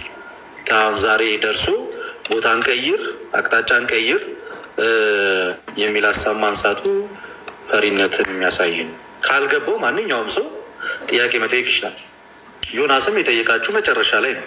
ለሁሉም ሰው ልክ ዕድል እንደተሰጠ እንደውም እኮ ለኤፍሬም በጣም ረጅም ደቂቃ ተሰጥቶት ሲያለቅጥብን ነበር አይደል? ይባዴ በጣም ረጅም ደቂቃ ወስዶ በጣም ሲያለቅጥብን፣ በጣም አንዴ ያስቃችኋለሁ፣ አንዴ ያስለቅሳችኋለሁ፣ አንዴ እንዲያደርጋችኋለሁ እያለ ያንን ሁሉ የእሱን ስላቅና ሳቅ ችለን ነው እኮ የተወያየ ነው። በዛም ሰዓት ላይ እንኳን አቁም ያለው ሰው አልነበረም። እውነቱን ለመናገር እንደዛ ሲያለቅጥብን 5ታችሁንም ማስለቅሳችኋለሁ፣ እኔ መጀመሪያ ስቄ ማስለቅስ ሰው ነኝ እያለን በነበረበት ያንን ሁሉ ነገር አንዴ ተረጋጋ፣ አንዴ እንደዚሁን እየተባለን የቃላት ሽኩቻዎች ባሉበት ምንም ነገር ላትመልሱ ገብታችሁ ምናምን እየተባለ በጣም እንደውም የእኛን የጥያቄ ሰዓት በጭቅጭቅ እየጨረሱት። እንግዲህ ካያችሁት የቃሌ ባህሪ ታወቀ ነው። እኛ ጥያቄ ልንጠይቅ ስንጀምር አይዞ እንደዚህ አትሁን፣ እንዲያትናደድ፣ እንዲያትበል እያለ ሰውን ፕሮቮክ ለማድረግ ያው ፕሮቮክ የሚሆን ሰው ባይኖርም ግን እሱ እንደዛ ባለ ቁጥር እኔ የምጠይቀውን ጥያቄ ሰው እንዳይሰማ እያደረገ እኔ ማነሳው ሀሳብ ሰው ጆሮ ጋር እንዳይደርስ እያደረገ በጣም እየሳቀ በጣም እያላገጠ ተናዳሃል፣ ተረጋጋ መጀመሪያ ምናምን ምንም ያልሆንከውን ሰውዬ ከመሬት ተነስቶ ካልተረጋጋ በግድ ልክ እሱ እንደተረጋጋ እየጮኸ ያለው እኮ እሱ ነው። ጩኸቴን ቀሙኝ። የጮኸ እየረበሸ ያለው እሱ ነው። መናገር የነበረብኝ እኔ ነበርኩኝ። ተረጋጋ እና ልናገር እያልኩኝ እየጠየቅኩኝ እንደተናደድኩኝ አድርጎ ሲስለኝ የነበረው እሱ ነው። ለዚህ ነው ለውይይት አይመጥንም ምን ይላል። በዚህ ሁሉ ሁኔታ ውስጥ ሆነ ነበር ውይይቱ። የዛን ሰዓት እንኳን ማንም አላስቆመም። ማንም ተነስቶ አንተ እንዲህ ነው ያለው የለም። ለዛ ደርሳችሁ ባትፈሩ የተሻለ ነው። ምንም የተፈጠረ ነገር የለም። ለማንም ሳይድ አላደረግም። ግን ጥያቄ ጠይቋችኋል። ጥያቄ ሲጠይቃችሁ ስለ ጴንጤ ሲጠይቃችሁ እናንተ ስለ ኦርቶዶክስ ስትነግሩት ተወዛገበ። ያንን በግልጽ ነው የተናገረው። ኦርቶዶክሶች ክሊር አድርገውልኛል፣ እኛን አልጠየቀንም። ተመልሶልኛል ካለ በግድ አልተመለሰልም ልንለው አንችልም።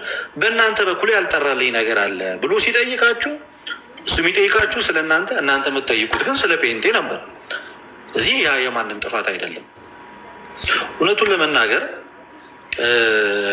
ቴዲ ሐዋሳ ቤት ውይይቱ ይደረግ የሚል ሀሳብ ነው። እኛ የትም መድረክ ላይ እውነቱን ለመናገር የመወያየት ችግር የለብንም።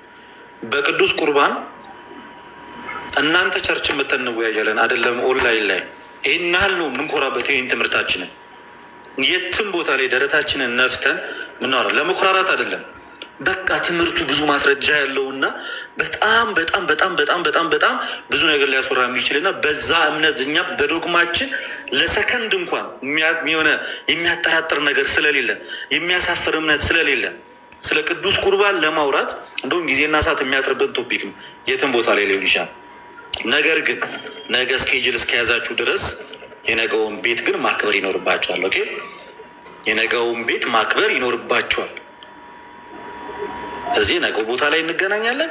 ከዛ በሌላ ቦታ ላይ በምትፈልጉበት ቦታ ላይ የመወያየት ነገራችን እናሳያችኋለን። ግን ማንም ለማንም ሳይድ አላደረገም። ምንም አይነት ማይክ ተሳስቶ እንኳን ዮኒ ማኛ አላነሳም። ተሳስቶ የሆነች ሰዓት ላይ እንኳን ሳት ብሎት አላነሳም። ራሳችን ጀመርን። መዝሙረ ያሬድ እንደውም መዝሙረ ያሬድ ውይይቱ ላይ እንደውም እኔን ነበር ሲበድል የነበረው።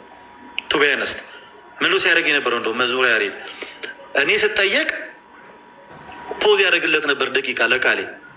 እኔ ስጠይቅ እና ሲጨቃጨቀኝ መዝሙረ ያሬድ ፖዝ አድርግልኝ ስለው እንኳን አላደረገልኝም ነበር። እንደውም ልተች ካልኩ እንደውም የኔው የሆነ ሰው ወደ እናንተ አድልቷል። ዛሬ ቱቢያነስት መዝሙር ያሬድ የኔን ሰዓት አረ ያሬዶ ሰዓት ያለቀብኝ በመሀል እየገባ ላስወራ እያለኝ ነው። ያሬዶ አንድ የሚዩት አድርግልኝ ስል እንኳን አላደረገልኝም።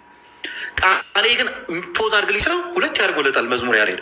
እንደውም ቅሬታ ማሰማት ከነበረብኝ እኮ ነበርኩኝ። የራሴው ሰው ያግዘኛል ብል እንኳን አይደለም ሊያግዘኝ ወደ አንተ አድልቶ ነበር። ያ እንኳን አልደበረኝም። ቶቢያነስ ይህን ሀል ነው ስትደገፉ የነበረው። ለእኔም ለዮሐድም እኮ አንዴም እኮ ሰዓት አልኩ። በተለይ በእኔ ሰዓት ላይ እኮ ማለት ነው።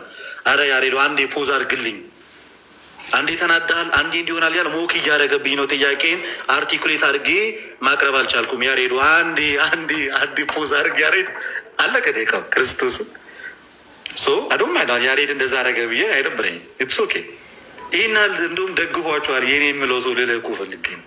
ስለዚህ በጣም ፌሪ ናፍ የነበረ ውይይት ነው። ቴንክ ዩ።